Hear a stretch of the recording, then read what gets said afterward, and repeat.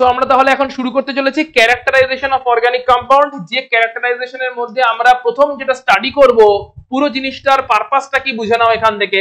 প্রথমে হচ্ছে ফার্স্ট যখন একটা অর্গানিক কম্পাউন্ড ডিটেক্টেড হয়, আননোন অর্গানিক কম্পাউন্ড ফার্স্ট টাইমের জন্য ডিসকভার্ড হয়, what ever may be the source, animal source, plant source or ল্যাবরেটরিতে আর্টিফিশিয়ালি সিনথেসিস, যখন ফার্স্ট টাইমের জন্য এটা ডিটেক্টেড হয় প্রথম কাজটা থাকে পিউরিফিকেশন, যেগুলো বিভিন্ন ফিজিক্যাল মেথডস এর থ্রু দিয়ে করা হয়।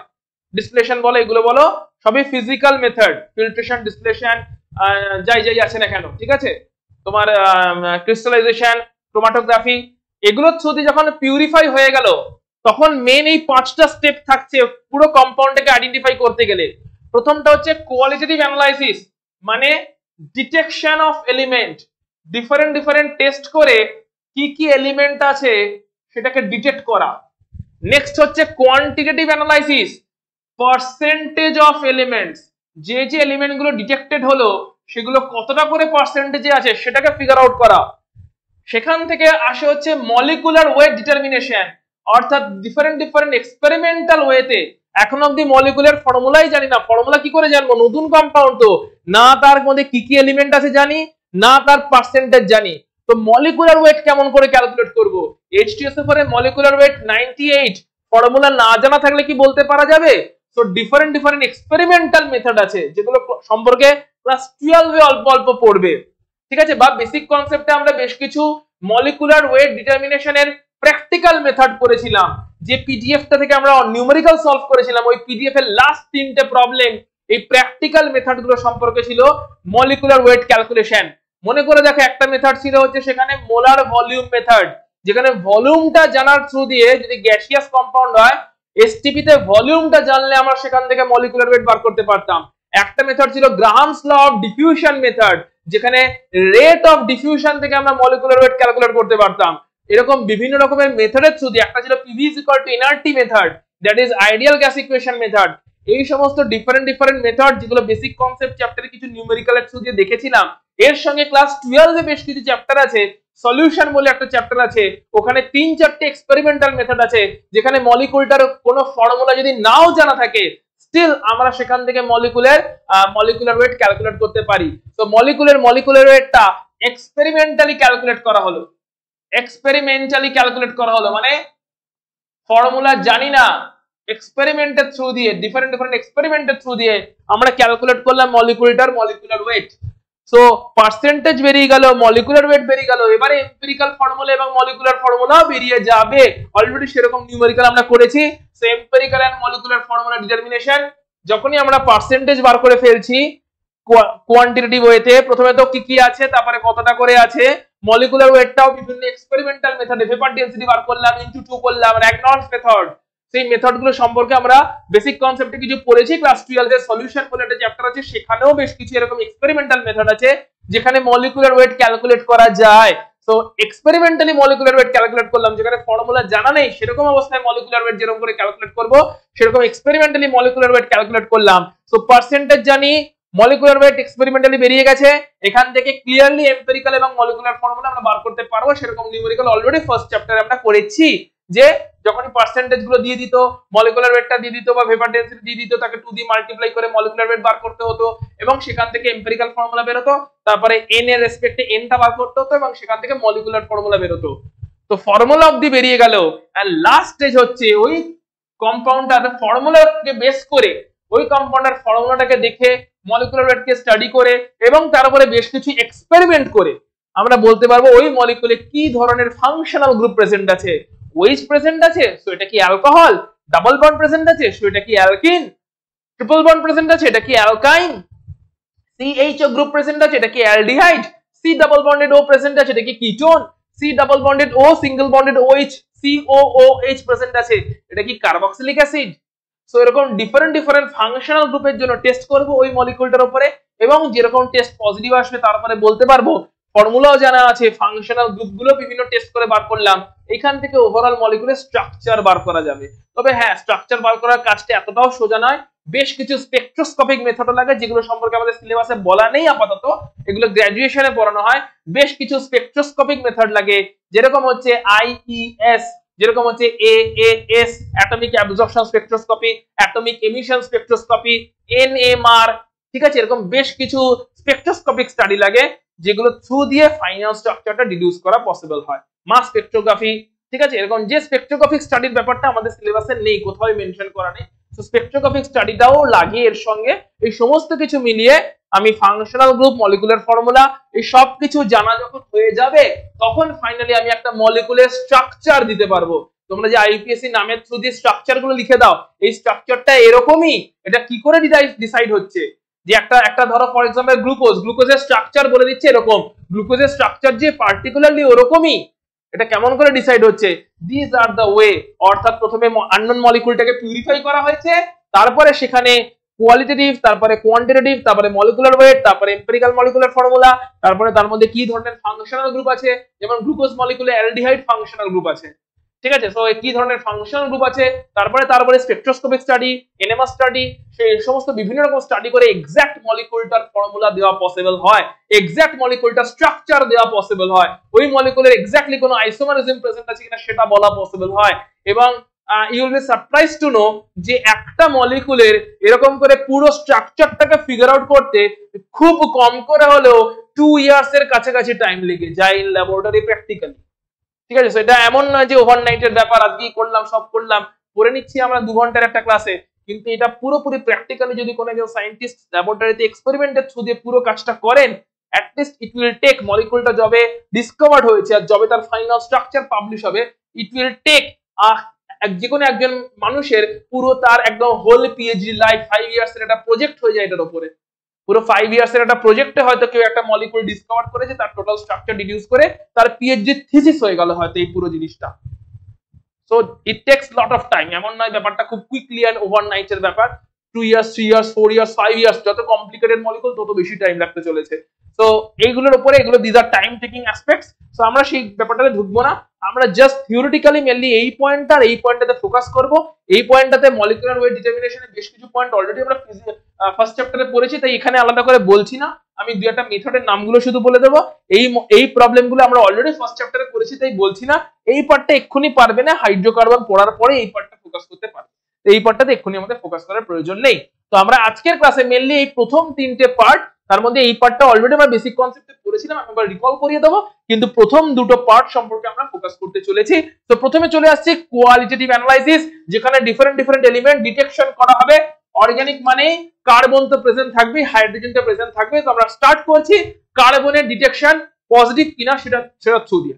So detection of carbon and hydrogen প্রত্যেকে কি করবে একটু সামারি করে লিখেছি এই পার্টিকুলার টপিকটার উপরে। এখন যে টপিকটা পড়তে চলেছি এটার উপরে আমি তোমাদের প্রত্যেককে একটা নোটস প্রোভাইড করব। এই পার্টটা স্ট্রিক্টলি কোনো বই থেকে পড়ার দরকার নেই, ক্লাসে আমার কাছে আজকে বুঝে নেবে, আর আমি যে নোটসটা দেবো এক্স্যাক্টলি ওইটুকুই পড়বে, ঠিক আছে। আমি একটা নোটস প্রোভাইড করবো প্রত্যেককে, তো এইটা সেইটুকুই পড়বে। এই পার্টটার জন্য কোনো বইতে যাওয়ার দরকার নেই। নোটসটা পড়া হয়ে গেলে, ক্লাসে বোঝা হয়ে গেলে, এর উপরে বইতে কিছু নিউমেরিক্যাল আছে যেখানে পার্সেন্টেজ গুলো বার করার, যা কিছু পড়লে ফর্মুলাকে অ্যাপ্লাই করে পার্সেন্টেজ গুলো বার করার প্র্যাকটিসটা করা, ওই নিউমেরিক্যালটুকু শুধু বইয়ের এই পার্টটা থেকে করে নেবে। তো এখানে ক্লিয়ার করে দিচ্ছি পিউরিফিকেশন, যেটা কিনা লাস্ট ক্লাসে হয়েছিল, যেখানে ডিফারেন্ট অর্গানিক কম্পাউন্ডকে কেমন করে আলাদা করা হয় ইমপিউরিটি থেকে, সেই পিউরিফিকেশন পার্টটা এনসিইআরটির বই থেকে পড়বে স্ট্রিক্টলি, যে বোর্ডেরই হও না কেন, এনসিইআরটির বাইরে অন্য কিছু পড়ার দরকার নেই, কারণ অনেক কিছু এক্সট্রা লেখা আছে, সো অতটা জানার প্রয়োজন নেই। তো পিউরিফিকেশন পার্টটা স্ট্রিক্টলি এনসিইআরটি তে থাকবে, এবং ক্যারেক্টারাইজেশনের যে পার্টটা এখন পড়তে চলেছি, ক্লাসটা বুঝবে ভালো করে, ক্লাসে যা কিছু লেখাচ্ছি আফটার দ্য ক্লাস পিডিএফ পাঠিয়ে দেবো, সেটা নিজের খাতায় কপি করে নেবে ভালো করে, সুন্দর করে, যাতে ক্লাসের পড়াটাই তোমার কাছে পড়া হয়ে যায়। এর সঙ্গে অ্যাডিশনালি আমি একটা আমার হ্যান্ড রিটেন নোটস আছে, তো সেই নোটসটা আমি দিয়ে দেবো, প্রত্যেককে গ্রুপে পোস্ট করে দেবো। ওই নোটসটা থেকেও আমি সাজেস্ট করবো ওটার প্রিন্ট আউট বা জেরক্স না নিয়ে ওই নোটসটাও নিজের খাতায় লিখে নিতে। বেশি বড় নয়, অ্যারাউন্ড 10-12 পাতার হ্যান্ড রিটেন নোটস আছে, তো ওটাও যদি নিজের খাতায় লিখে নাও, তাহলে তোমার এই ক্লাস নোটটা এবং আমি যে নোটসটা দেবো হ্যান্ড রিটেন নোটস, এই দুটো থ্রু দিয়ে পড়লে তোমার ওইখান থেকে এমন কোনো নিউমেরিক্যাল তৈরি হবে না বা প্রবলেম তৈরি হবে না যেটা তুমি অ্যাডজাস্ট করতে পারবে না, সবটাই পারবে। এটার জন্য বইতে হাত দেওয়ার দরকার নেই এই পার্টটা, কারণ বইতে অনেকটা বড় করে মানে অনেকটা করে লেখা আছে, আমি তোমাকে সিনপসিস করে পুরো জিনিসটা দিয়ে দিচ্ছি। সো প্রথম হচ্ছে কার্বন এবং হাইড্রোজেনের ডিটেকশন। সো সেটআপটা আগে দেখে নিতে হবে। সেটআপটা হচ্ছে একটা টেস্ট টিউব মতো নেওয়া হয়েছে, যে টেস্ট টিউবের মধ্যে অর্গানিক কম্পাউন্ডটা আছে, অর্গানিক কম্পাউন্ডটার সঙ্গে নেওয়া আছে কিউপ্রিক অক্সাইড, রিঅ্যাকশন গুলো পাশে লেখা আছে। অর্গানিক কম্পাউন্ডটা যেটা নেওয়া হয়েছে টেস্ট টিউবের মধ্যে অর্গানিক কম্পাউন্ডটা নেওয়া হয়েছে, কোন অর্গানিক কম্পাউন্ডটা? ওই পিউরিফাই করার পরে যে পিওর অর্গানিক কম্পাউন্ডটা পেয়েছি সেইটা। হ্যাঁ অবভিয়াসলি তার পুরোটা নিয়ে নেওয়া হয়নি, তার সামান্য একটু পোর্শনই নেওয়া হয়েছে, কারণ পুরোটা নিয়ে নিলে তো একবারেই সব শেষ হয়ে যাবে তাই না? তো অনেকটাকেই বাঁচিয়ে রাখা হয়েছে, মেবি 0.5 গ্রাম আর 1 গ্রাম কি 0.2 গ্রাম, একটা সার্টেন ভলিউম, একটা সার্টেন অ্যামাউন্টই নেওয়া হয়েছে। অর্গানিক কম্পাউন্ডটা টেস্ট টিউবে নেওয়া হয়েছে, এর সঙ্গে নেওয়া হয়েছে cupric oxide, dry cupric oxide নেওয়া হয়েছে। পুরো টেস্ট টিউবটা ড্রাই আছে, এই অবস্থায় বার্নার দিয়ে হিট করা হচ্ছে। হিট করলে কি রিঅ্যাকশনস হচ্ছে ভালো করে দেখে নাও। অর্গানিক কম্পাউন্ডের মধ্যে যদি কার্বন প্রেজেন্ট থাকে, দেখো কার্বনের নিচে কি লেখা আছে ক্লিয়ারলি, ফ্রম অর্গানিক কম্পাউন্ড, অর্থাৎ কার্বনটা কোত্থেকে আসছে? অর্গানিক কম্পাউন্ডের মধ্যে যদি কার্বন থাকে, ওই কার্বন ড্রাই কিউপ্রিক অক্সাইডের সঙ্গে হিটের প্রেজেন্সে অক্সিডাইজড হবে, দিয়ে কার্বন ডাই অক্সাইড গ্যাস তৈরি করবে। খুব ভালো কথা। কি করে বুঝবো গ্যাসটা কার্বন ডাই অক্সাইডে তৈরি হলো? তৈরি হওয়া গ্যাসকে পাঠানো হবে লাইম ওয়াটারের থ্রু দিয়ে। যদি তাতে লাইম ওয়াটার মিল্কি হয়ে যায়, কার্বন ডাই অক্সাইড গ্যাসের টেস্ট এটা, ঠিক আছে? কার্বন ডাই অক্সাইড গ্যাসের টেস্ট হোপফুলি ছোটবেলা থেকেও পড়ছো যে আননোন একটা গ্যাস পাস করলাম লাইম ওয়াটার, তাতে মিল্কি হয়ে গেল। কেন মিল্কি হয়? লাইম ওয়াটার মানে ক্যালসিয়াম হাইড্রোক্সাইড, মিল্কি হয়ে যাচ্ছে মানে ক্যালসিয়াম কার্বনেটেড প্রেসিপিটেট তৈরি হচ্ছে, সো ইনসলুবল প্রেসিপিটেট তৈরি হচ্ছে। সো আননোন গ্যাসটা পাস করানোতে লাইম ওয়াটার মিল্কি হয়ে যাওয়া মানে আমি বলবো ওই আননোন গ্যাসটা ছিল কার্বন ডাই অক্সাইড। এলো থেকে কার্বন ডাই অক্সাইডে? কার্বন ডাই অক্সাইডের অক্সিজেন আসতে পারে এই কিউপ্রিক অক্সাইড থেকে। কার্বনটা থেকে এলো? ডেফিনেটলি কম্পাউন্ডে কার্বন প্রেজেন্ট ছিল, যে কার্বন কিনা কিউপ্রিক অক্সাইডের সঙ্গে রিঅ্যাক্ট করে unknown gas carbon die oxide তৈরি করেছে, যেটা কিনা মিল্কি করে দিয়েছে লাইম ওয়াটারকে। সেইভাবে কার্বনের টেস্ট আমরা পজিটিভ পেলাম, এবং কার্বনের টেস্ট পজিটিভ পাওয়া মানে আমরা বলতে পারবো মলিকিউলটাতে কার্বন ডাই অক্সাইড কার্বনটা প্রেজেন্ট আছে। অর্গানিক মলিকিউল মানে থাকবেই থাকবে, তো এটা টেস্টের থ্রু দিয়ে, পজিটিভ টেস্টের থ্রু দিয়ে আমরা বলতে পারলাম। সেম ওয়েতে যখন অর্গানিক কম্পাউন্ডটাকে হিট করা হচ্ছে কিউপ্রিক অক্সাইডের প্রেজেন্সে, মলিকিউলটাতে যে হাইড্রোজেনও আছে, তার কি প্রুফ?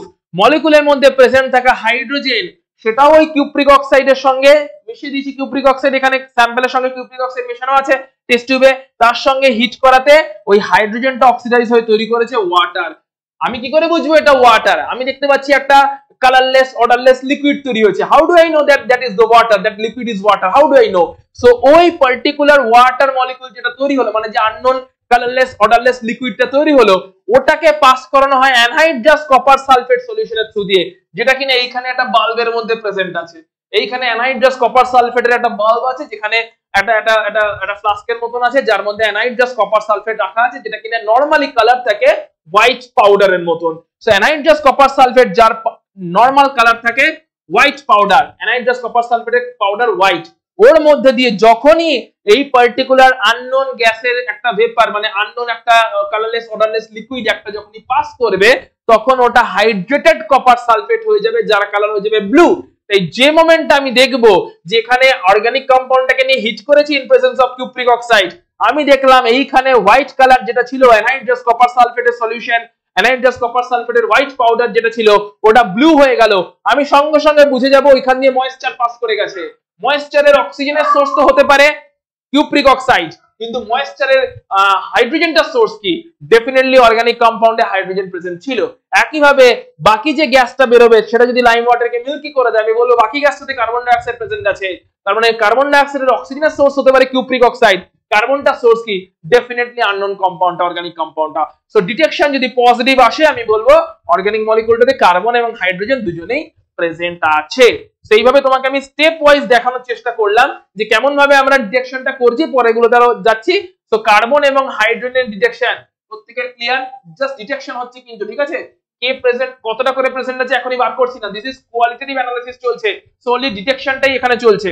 তো ডিটেকশনটা হয়ে গেল, আননোন কম্পাউন্ডটাকে কিউপ্রিক অক্সাইডে হিট করলাম, গ্যাসটা যেটা কার্বন ডাই অক্সাইড টেস্ট করছি কি লাইম ওয়াটারে মিল্কি করে দিচ্ছে কিনা, তাহলে কার্বন ডাই অক্সাইড মানেই কার্বন আছে, আর যে ওয়াটার ভেপার তৈরি হলো ওটা অ্যানহাইড্রাস হোয়াইট পাউডারকে যদি হাইড্রেটেড ব্লু করে দেয়, তার মানে আমি বলতে পারবো ওখানে ওয়াটার ছিল, ওয়াটারের হাইড্রোজেনের সোর্স ছিল কম্পাউন্ডটাই, কম্পাউন্ড ছাড়া হাইড্রোজেনের আর কোনো সোর্স এখানে নেই, তার মানে ওয়াটার তৈরি হয়েছে মানে হাইড্রোজেনটাই source. So this is the method to detect carbon and hydrogen. Hopefully এই অবধি ক্লিয়ার। কারণ যদি কোনো স্টেপে কোনো প্রবলেম থাকে, প্রত্যেকে নিজের বইটা খুলে বসতে পারো, বইতেও এরকম ডায়াগ্রাম গুলো দেওয়া আছে, তো বইয়ের ডায়াগ্রামের সঙ্গে আমার ইকুয়েশন গুলো ফলো করলে আর হয়তো বুঝতে সুবিধা হতে পারে। প্রত্যেকের সঙ্গে যে বইটা আছে বইটা খুলে বসতে পারো, আমি যেরকম ডিটেকশন যাচ্ছি সেরকম ফিগারটা শুধু দেখতে পারো, কিছু পড়ার দরকার নেই, শুধু ফিগারটা চেক করার জন্য, যদি এখানে ফিগার দেওয়াই আছে বাট ফিগারটা চেক করার জন্য নিজের বইটাকে কনসাল্ট করতে পারো। যার কোথাও অসুবিধা হবে আমাকে ইমিডিয়েটলি জিজ্ঞেস করে নেবে। পরের মেথডে চলে যাচ্ছে ডিটেকশন অফ অক্সিজেন। সো কি করে ডিটেক্ট করবো অক্সিজেন আছে কি? অর্গানিক কম্পাউন্ড মানে অক্সিজেন যে থাকবেই কোনো গ্যারান্টি নেই, কার্বন হাইড্রোজেন গ্যারান্টেড, বাট বাকি যে অক্সিজেন থাকবেই কোনো গ্যারান্টি নেই। তো গ্যারান্টিটা পাওয়া যায় কোত্থেকে? যে স্যাম্পল নেওয়া হয়েছে যার মধ্যে যদিও অক্সিজেন থেকে থাকে, স্যাম্পলটাকে নাইট্রোজেন অ্যাটমসফিয়ারে হিট করা হয়, এয়ারে হিট করা হয় না। কারণ এয়ারের প্রেজেন্সে যদি হিট করি, যে অক্সিজেনটা আসবে সেই অক্সিজেনটা এয়ার থেকে এলো, যে অক্সিজেনটা ডিটেক্টেড হবে সেটা এয়ার থেকে ডিটেক্টেড এলো না সেটা স্যাম্পলের অক্সিজেন, এটা বুঝতে পারা যাবে না। তাই জাস্ট খালি স্যাম্পলটাকে হিট করা হয় নাইট্রোজেন অ্যাটমসফিয়ারে। নাইট্রোজেন অ্যাটমসফিয়ার কেন? কারণ নাইট্রোজেন একটা ইনার্ট গ্যাস, আমরা অলরেডি জানি হাফ ফিল্ড স্টেবিলিটি আছে, সো ইনার্ট গ্যাস, ঠিক আছে। তো ইনার্ট গ্যাস হওয়ার জন্য নাইট্রোজেন অ্যাটমসফিয়ার স্যাম্পলটাকে হিট করা হয়, তাতে যদি অক্সিজেনের সঙ্গে আদার গ্যাসিয়াস প্রোডাক্ট তৈরি হতে পারে, ঠিক আছে। তাহলে ছিল হচ্ছে স্যাম্পল যার মধ্যে যদি অক্সিজেন থেকে থাকে, নাইট্রোজেন অ্যাটমসফিয়ারে হিট করলে অক্সিজেন গ্যাস এবং তার সঙ্গে অন্যান্য গ্যাসিয়াস প্রোডাক্ট তৈরি হবে। কি করে বুঝবো অক্সিজেন গ্যাসই তৈরি হয়েছে? ওই তৈরি হওয়া গ্যাসটাকে যদি কার্বনের প্রেজেন্সে 1370 কেলভিন টেম্পারেচারে মিক্স করে দেওয়া হয়, মানে ওই তৈরি হওয়া গ্যাসটাকে পাঠিয়ে দেওয়া হচ্ছে 1370 কেলভিন, মানে 1370 কেলভিন টেম্পারেচারে রাখা কার্বনের একটা প্লেটের উপর দিয়ে গ্যাসটিকে পাস করে দেওয়া হচ্ছে, তাতে কার্বন মনোক্সাইড তৈরি হওয়ার চান্সেস আছে। এবং যদি কার্বন মনোক্সাইড তৈরি হয়, তাহলে সেই তৈরি হওয়া কার্বন মনোক্সাইডকে যদি I2O5 এর থ্রু দিয়ে পাস করানো হয়, তাহলে ভায়োলেট কালারের আয়োডিন দেখতে পাওয়া যায়, ভায়োলেট কালারের আয়োডিন দেখতে পাওয়া যায়। এই পুরো সেটআপটা হলে আমি বলবো অর্গানিক কম্পাউন্ডে অক্সিজেন প্রেজেন্স ছিল। মানে ভায়োলেট কালারের আয়োডিন দেখতে পাচ্ছি, মানে ডেফিনেটলি I2O5 এর সঙ্গে কার্বন মনোক্সাইড রিঅ্যাক্ট করেছে, কার্বন মনোক্সাইড তৈরি হয়েছে, মানে ডেফিনেটলি যখন কোকের উপর দিয়ে আননোন গ্যাসটা পাঠিয়েছি সেখানে অক্সিজেন ছিল, অক্সিজেন ছিল, তার মানে ডেফিনেটলি আননোন কম্পাউন্ডটাকে যখন নাইট্রোজেন অ্যাটমসফিয়ারে হিট করেছি তখনই অক্সিজেনটা তৈরি হয়েছে, তার মানে ডেফিনেটলি আননোন কম্পাউন্ডে অক্সিজেনের প্রেজেন্স ছিল। তো ব্যাক ক্যালকুলেশনস এর থ্রু দিয়ে পুরো জিনিসটাতে আমরা কনক্লুড করতে পারি যে এই পুরো সিচুয়েশনটা যদি হয়, পুরো সিচুয়েশনটা হলে টেস্ট পজিটিভ এলে আমরা বলতে পারি আননোন কম্পাউন্ডটাতে অক্সিজেনের প্রেজেন্স ছিল। সো এখানে হয়ে গেল, এইভাবে অক্সিজেনের প্রেজেন্সটাকে আমরা ডিটেক্ট করতে পারি। চলে যাচ্ছি পরের প্রেজেন্সে, নাইট্রোজেন ডিটেকশন। দুটো টেস্ট আছে, প্রথম টেস্টের নাম হচ্ছে সোডা লাইম টেস্ট, এর একটা লিমিটেশন আছে, তাই যে মেইন টেস্টটা করা হবে সেটাকে বলে ল্যাসাইন টেস্ট। তো সোডা লাইম টেস্টটা কি বলছে দেখে নি, যে একটা অর্গানিক কম্পাউন্ড নেওয়া হয়েছে দিয়ে তাকে সোডা লাইমের প্রেজেন্সে স্ট্রংলি হিট করা হয়েছে। না what is soda lime? Soda হচ্ছে sodium hydroxide which is caustic soda, and lime হচ্ছে ক্যালসিয়াম অক্সাইড। তো সোডা লাইম মানে সোডিয়াম হাইড্রোক্সাইড আর ক্যালসিয়াম অক্সাইডের একটা মিক্সচার, তার প্রেজেন্সে অর্গানিক কম্পাউন্ডটাকে হিট করা হয়েছে স্ট্রংলি। স্ট্রংলি হিট করলে যদি অ্যামোনিয়া গ্যাস তৈরি হয়, কেমন করে বুঝবে অ্যামোনিয়া তৈরি হয়েছে? অ্যামোনিয়া গ্যাসের একটা সুন্দর পাঞ্জেন্ট স্মেল আছে যেটা প্রত্যেক স্কুলের ওয়াশরুমে পাওয়া যায়। তো সেই সুন্দর যে পাঞ্জেন্ট স্মেল, ওই রকম স্মেলের যদি একটা গ্যাস তৈরি হতে দেখতে পাওয়া যায়, তাহলে বলবো অ্যামোনিয়া গ্যাস তৈরি হয়েছে। অ্যামোনিয়া গ্যাস তৈরি হয় মানে নাইট্রোজেনটা কোত্থেকে এলো অ্যামোনিয়া গ্যাসে? ডেফিনেটলি অর্গানিক কম্পাউন্ডে নাইট্রোজেন ছিল, যেটা কিনা সোডা লাইমের সঙ্গে মিক্স করে অ্যামোনিয়া গ্যাস তৈরি হয়েছে। কারণ সোডা লাইমে তো কোথাও নাইট্রোজেনের কোনো সোর্স নেই, সোডা লাইমে আমি কোথাও নাইট্রোজেন তো দিচ্ছি না, তবে নাইট্রোজেন ছিল বলেই অ্যামোনিয়া গ্যাস তৈরি হয়েছে। তবে এই মেথডের একটা লিমিটেশন আছে, ইকুয়েশনটা যেমন দেখে নিতে পারছি, ইকুয়েশনটা হচ্ছে এরকম যে এই একটা আননোন কম্পাউন্ড, এখানে নাইট্রোজেন আছে, বুঝবো কি করে? এই যে সোডা লাইমের সঙ্গে রিঅ্যাক্ট করিয়েছি, সোডা লাইমের সঙ্গে রিঅ্যাক্ট করানোতে অ্যামোনিয়া গ্যাস তৈরি হয়েছে, পাঞ্জেন্ট স্মেলের অ্যামোনিয়া গ্যাস তৈরি হয়েছে। যদি এটা তৈরি হয় তো আমি ক্লিয়ার হতে পারবো যে আননোন কম্পাউন্ডে নাইট্রোজেন ছিল, যেটা কিনা অ্যামোনিয়া গ্যাসের থ্রু দিয়ে বেরিয়ে এসেছে। এবারে এই মেথডটার একটা লিমিটেশন আছে, যদি কোনো কম্পাউন্ডে নাইট্রো গ্রুপ প্রেজেন্ট থাকে NO2 গ্রুপ, অথবা ডাইয়াজো গ্রুপ প্রেজেন্ট থাকে N double bonded N group, তাহলে এই পার্টিকুলার টেস্টে নাইট্রোজেন প্রেজেন্ট আছে, নাইট্রো প্রেজেন্ট আছে মানে নাইট্রোজেন প্রেজেন্ট আছে, ডাইয়াজো প্রেজেন্ট আছে মানে নাইট্রোজেন প্রেজেন্ট আছে, কিন্তু তারা এই টেস্টে পজিটিভ রেজাল্ট দেয় না। তার মানে এই টেস্টের যদি নেগেটিভ রেজাল্ট আসে, মানে অ্যামোনিয়া গ্যাস তৈরি হলো না, তার মানে কিন্তু নাইট্রোজেন নেই, এটা কনক্লুড করা যাবে না। কারণ ডাইয়াজো গ্রুপ থাকলেও নাইট্রো গ্রুপ থাকলেও এই টেস্টে পজিটিভ রেজাল্ট পাওয়া যায় না। তাই পজিটিভ রেজাল্ট পেলাম, নাইট্রোজেন আছে কনফার্ম, পজিটিভ রেজাল্ট পেলাম না, নাইট্রোজেন নেই কনফার্ম বলা যাবে না, নাইট্রো বা ডাইয়াজো থাকতেই পারে যারা কিনা এই টেস্টে পজিটিভ রেজাল্ট দেয় না। তার জন্য একটা শিওর শট টেস্টে আমাদের আসতে হবে, যে টেস্টটাকে আমাদের বলা হয় ল্যাসাইন টেস্ট। সো সোডা লাইম টেস্টের শুধু শিওর শট ওয়েতে বলা যাচ্ছে না। ল্যাসাইন টেস্টটা কি বলছে দেখো, ল্যাসাইন টেস্টটা বলছে, এখানে ল্যাসাইন টেস্টের মেন পারপাসটাকে বুঝে নি। অর্গানিক কম্পাউন্ডে যে নাইট্রোজেন আছে সেই নাইট্রোজেন কোভ্যালেন্টলি বন্ডেড আছে, কারণ অর্গানিক কম্পাউন্ড মানেই আমরা জানি কোভ্যালেন্ট বন্ড আছে সেখানে। অর্গানিক কম্পাউন্ড মানে আমরা জানি সেখানে কার্বন ক্যাটিনেশন প্রপার্টি থ্রু দিয়ে কোভালেন্ট বন্ড তৈরি করে বসে আছে। তো নাইট্রোজেন যদি কিছু থেকেও থাকে সেটাও কোভালেন্টলি বন্ডেড আছে। নাইট্রোজেন যদি কিছু থেকেও থাকে সেটা কিনা, সেটা কিন্তু কোভালেন্টলি বন্ডেড আছে। এই ল্যাসাইন টেস্টের পারপাস হচ্ছে কোভালেন্টলি বন্ডেড নাইট্রোজেনকে আয়নিক নাইট্রোজেনে কনভার্ট করা। আয়নিক নাইট্রোজেনে কনভার্ট করা, এটা হচ্ছে ল্যাসাইন টেস্টের মেন মোটো, মেন প্রিন্সিপাল। তো কেমন করে করা হচ্ছে দেখে নেওয়া যাক। প্রথমে মল্টেন সোডিয়াম নেওয়া হচ্ছে, তার সঙ্গে অর্গানিক কম্পাউন্ডটাকে হিট করা হচ্ছে।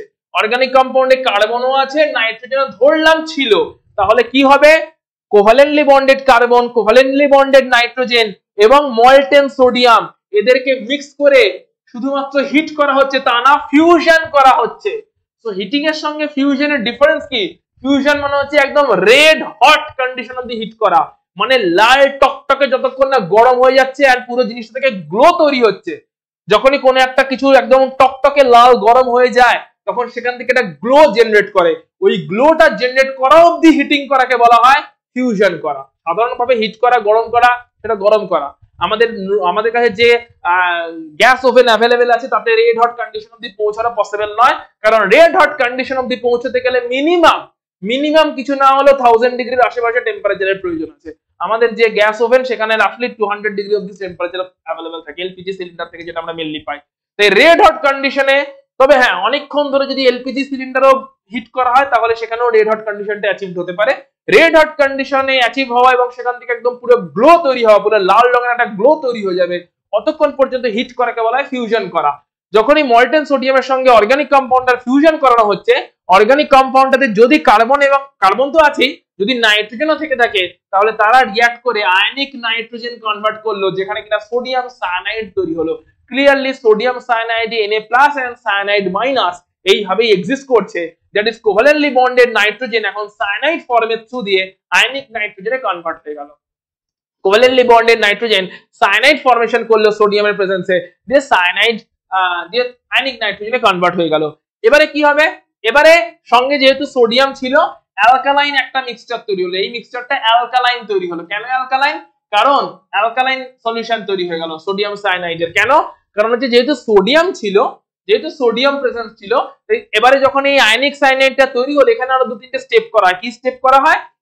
যে আয়নিক মানে একটা ধরো একটা ক্রুসিবল নেওয়া হয়েছে, ক্রুসিবল মানে একটা মেটালের ছোট ছোট বাটির মতন পাওয়া যায়, ঠিক আছে, নিকেল ক্রুসিবল, সিলিকা ক্রুসিবল, ল্যাবরেটরিতে মেবি হয়তো দেখেছো, ছোট ছোট এরকম গ্লাসের মতন, ঠিক আছে। অনেকটা হচ্ছে ওই ঠাকুরকে জল টল দেওয়ার জন্য যে গ্লাসগুলো ইউজ করা হয় ছোট ছোট টাইপের, ওদেরকে বলে ক্রুসিবল বেসিক্যালি, ঠিক আছে, ওইরকম শেপের ছোট ছোট গ্লাসের মতন মেটালের গ্লাস, তাদেরকে বলে ক্রুসিবল। ওই ক্রুসিবলের মধ্যে মল্টেন সোডিয়ামটাকে নেওয়া হয়, তার সঙ্গে অর্গানিক কম্পাউন্ড একটু নেওয়া হয়, দিয়ে ফিউজ করা হয়। ফিউজ করার পরে ওই ক্রুসিবলের মধ্যে যখনই তৈরি হয়ে গেল সোডিয়াম সায়ানাইড তৈরি হয়ে গেল, তখন বুঝতে তো পারছি না, সো ফিউজ অনেকক্ষণ ধরে ফিউশন করলাম, 8 ঘন্টা ধরে ফিউশন করা হলো। ফিউশন করার পরে পুরো জিনিসটাকে হট ওয়াটার এক্সট্রাক্ট করা হয়, মানে পুরো যা কিছু ওই ক্রুসিবলটার মধ্যে যা কিছু কন্টেন্ট ছিল সেটাকে সবটাকে জলে নিয়ে নেওয়া হয়, ঠিক আছে, হট ওয়াটারে নিয়ে নেওয়া হয়, সব জিনিসটাকে জলের মধ্যে নিয়ে নেওয়া হয়। ক্রুসিবলের মধ্যে থাকা যা কিছু ফিউশন হয়ে যা কিছু তৈরি হয়েছে, যা রিঅ্যাক্টেন্ট, যা প্রোডাক্ট, যা কিছু বেঁচে আছে সব জিনিসটাকে জলে নিয়ে নেওয়া হয়।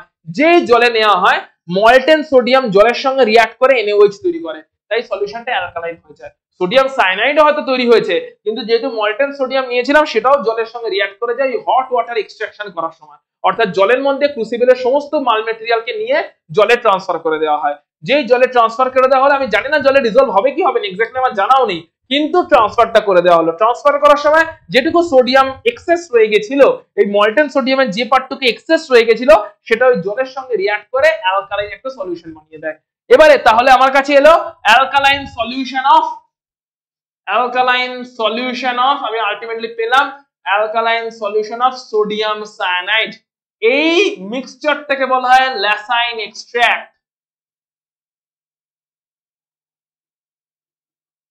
ল্যাসাইন এক্সট্রাক্ট এই মিক্সচারটাকে বলা হয়। এবার এই মিক্সচারটাকে নিয়ে আমি ফার্দার টেস্ট করব। যদি সায়ানাইডের টেস্ট পজিটিভ পাই মানে নাইট্রোজেন ছিল, যদি সায়ানাইডের টেস্ট নেগেটিভ পাই মানে নাইট্রোজেন ছিল না, কারণ আমি যদি নাইট্রোজেন ঠিক থেকে থাকে সায়ানাইড তৈরি হয়েছে, সায়ানাইড টেস্ট পজিটিভ পাবো।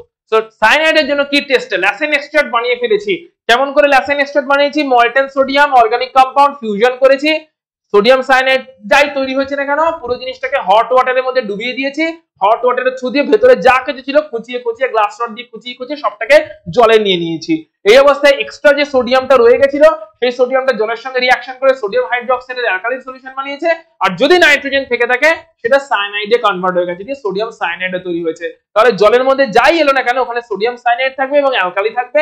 তো একটা অ্যালকালাইন সলিউশন তৈরি হলো সোডিয়াম সায়ানাইডের, যদি নাইট্রোজেন প্রেজেন্ট থেকে থাকে এটাকে বলা হচ্ছে ল্যাসাইন এক্সট্রাক্ট।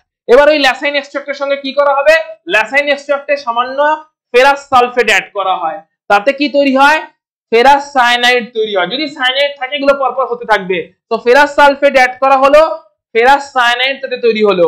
তারপর ওই ফেরাস সায়ানাইডের সঙ্গে আরো সোডিয়াম সায়ানাইড রিঅ্যাক্ট করে গিয়ে সোডিয়াম Na4FeCN6 এই পার্টিকুলার কম্পাউন্ডটা তৈরি করে। এই পার্টিকুলার কম্পাউন্ডের মধ্যে যদি আমি FeCl3 ড্রপ ওয়াইজ অ্যাড করি তাহলে প্রুশিয়ান ব্লু কালার তৈরি হয়। প্রুশিয়ান ব্লু কালার তৈরি হয় কারণ Fe4FeCN6 তৈরি হয়, এটা সায়ানাইডের টেস্ট। যদি এখানে প্রুশিয়ান ব্লু কালার তৈরি হয় তার মানে Fe4FeCN6 পার্টিকুলার কম্পাউন্ডটা তৈরি হয়েছে। এই পার্টিকুলার কম্পাউন্ডটা তৈরি হয়েছে মানে FeCl3 এর সঙ্গে রিঅ্যাকশন করেছে Na4FeCN6 এই পার্টিকুলার কম্পাউন্ডটা তৈরি হয়েছিল। এই কম্পাউন্ডটা তৈরি হয়েছিল মানে ডেফিনেটলি এখানে এফিসায়ানাইড এবং সোডিয়াম সায়ানাইড রিঅ্যাক্ট করেছিল। এখানে এরা রিঅ্যাক্ট করেছিল মানে ডেফিনেটলি এখানে এফিসায়ানাইড তৈরি হয়েছিল। এখানে এফিসায়ানাইড তৈরি হয়েছিল মানে ডেফিনেটলি এখানে সোডিয়াম সায়ানাইড ছিল। এখানে সোডিয়াম সায়ানাইড এলো কোথা থেকে, অর্গানিক কম্পাউন্ড ছাড়া আর তো কোনো নাইট্রোজেনের সোর্সই ছিল না। তাহলে নাইট্রোজেনের সোর্স থেকে সায়ানাইডটা নিশ্চয়ই তৈরি হয়েছে, এন্ড ওখানে লাস্ট অবধি যদি প্রুশিয়ান ব্লু কালার পাই আমরা বলতে পারবো যে কম্পাউন্ডটাতে নাইট্রোজেনের প্রেজেন্স ছিল এবং কম্পাউন্ডে এটা ল্যাসাইন টেস্টের থ্রু দিয়ে নাইট্রোজেনের প্রেজেন্সটাকে কনফার্ম করা হচ্ছে। So this is about completely নাইট্রোজেনের ল্যাসাইন টেস্ট। এই ল্যাসাইন টেস্টের উপরে বেস করে ফার্দার হ্যালোজেন এবং অন্যান্যদের টেস্টও হবে। তো কেমন করে হবে ফার্দার দেখা যাক। এই ল্যাসাইন টেস্টে নাইট্রোজেনের ডিটেকশনে একটা প্রবলেম আছে। কম্পাউন্ডে হতে পারে নাইট্রোজেনের সঙ্গে সালফারও প্রেজেন্ট আছে, হতেই পারে না হওয়ার কিছু নেই, এমন না যে শুধু নাইট্রোজেন প্রেজেন্ট আছে। তাই যখন আমি সোডিয়ামের সঙ্গে মলটেন সোডিয়ামের সঙ্গে হিট করছি তখন কি শুধু সোডিয়াম আছে, সোডিয়ামের সঙ্গে কার্বন আছে from the compound, nitrogen maybe আছে ফ্রম দ্য কম্পাউন্ড এন্ড কম্পাউন্ডে দ্য সালফারও প্রেজেন্ট আছে। আমি তো জানি না কি প্রেজেন্ট আছে, সেটাই তো টেস্টিং চলছে। যদি সবকটা প্রেজেন্ট থাকে সেক্ষেত্রে সোডিয়াম সায়ানাইড তৈরি হবে না, সোডিয়াম থায়োসায়ানাইড তৈরি হবে, সোডিয়াম সালফোসায়ানাইড তৈরি হবে, NaCNS তৈরি হবে। আয়নিক কম্পাউন্ডে কনভার্ট হয়ে গেছে, covalently bonded nitrogen, covalently bonded carbon, covalently bonded sulphur সবাই আয়নিক ফর্মে চলে এসেছে, কারণ সোডিয়ামের সঙ্গে আয়নিক কম্পাউন্ড তৈরি করে ফেলেছে Na+ এর সঙ্গে। সো সোডিয়াম সালফোসায়ানাইড তৈরি হয়েছে, সোডিয়াম সায়ানাইড কিন্তু তৈরি হয়নি। যদি সোডিয়াম সালফোসায়ানাইড তৈরি হয় because of due to the presence of sulphur, তখন কি সিচুয়েশনটা হবে, এই অবস্থায় যদি FeCl3 দিই, যেরকম লাস্টে যে FeCl3 দিচ্ছিলাম, তখন সোডিয়াম সালফোসায়ানাইডের সঙ্গে FeCl3 রিঅ্যাকশন হলে ব্লাড রেড কালার তৈরি হবে, FeCNS3 তৈরি হচ্ছে। সো এন্ডে আমি যদি ব্লাড রেড কালার পাই, পুরো টেস্টটা করেছি ল্যাসাইন টেস্টটা, লাস্টে গিয়ে ব্লাড রেড কালার পেলাম, there is a quite good chance যে নাইট্রোজেনের সঙ্গে সালফারও প্রেজেন্ট ছিল, শুধু প্রুশিয়ান ব্লু কালার পেলাম। So we can be sure যে খালি নাইট্রোজেনটাই প্রেজেন্ট আছে, কোনো সালফারের প্রেজেন্স নেই। বাট ব্লাড রেড কালার যদি লাস্ট অফ পেলাম, শেষ পর্যন্ত লাস্ট অফ দিয়ে ব্লাড রেড কালার পেলাম, FeCl3 অ্যাড করলাম, দেখো লাস্টে যে কি ছিল FeCl3 অ্যাডিশনে ছিল, ঠিক আছে, যাই পরপর স্টেপে হয়ে আসছে, পরপর স্টেপে যাই হয়ে আসছে, লাস্টে যে ছিল FeCl3 অ্যাডিশন, FeCl3 অ্যাডিশন হয়ে প্রুশিয়ান ব্লু কালার পেলাম মানে নাইট্রোজেন প্রেজেন্স, কোনো কালার পেলাম না মানে নাইট্রোজেনের প্রেজেন্স নেই, কিন্তু ব্লাড রেড কালার পেলাম মানে নাইট্রোজেনের সঙ্গে সালফারও প্রেজেন্স থাকার একটা ভালো রকম পসিবিলিটি এখানে থাকছে।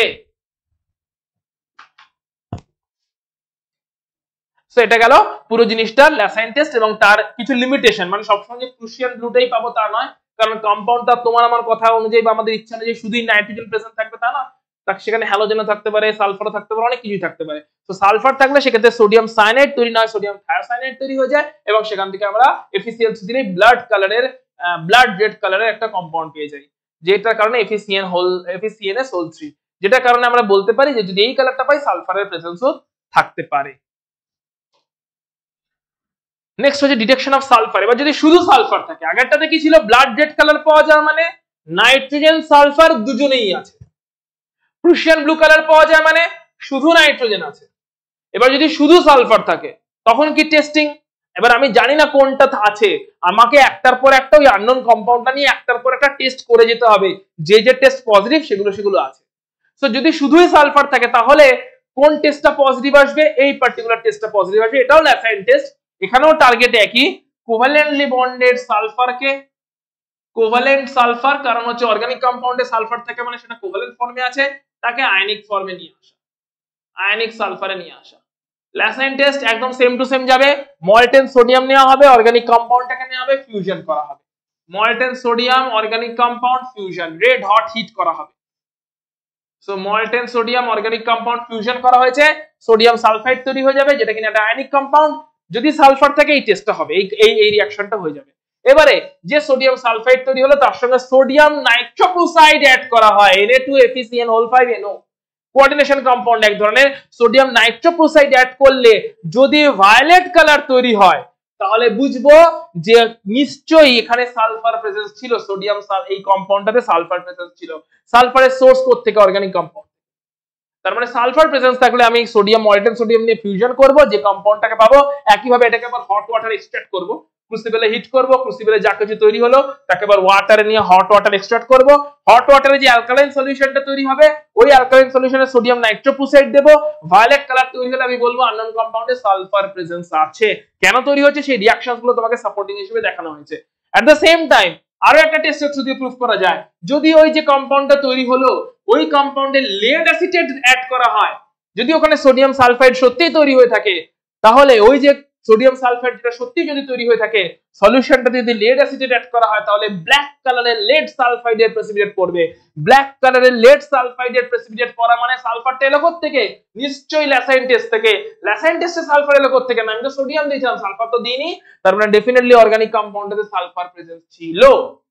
So this is how we detect all these things. এখন শুধু ডিটেকশন চলছে, টেস্ট পজিটিভ মানে detection positive, test negative so detection negative. So different টেস্টের থ্রু দিয়ে জাস্ট ডিটেকশন পয়েন্টটাই চলছে। এরপরে এইগুলো কতটা করে আছে সেই টেস্টটাতে আসবো। সো আমরা চলে আসছি পরের ডিটেকশনটাতে। বলছে ডিটেকশন অফ হ্যালোজেন, এখানেও ল্যাসাইন টেস্ট করা হচ্ছে, একই রকম প্রিন্সিপাল।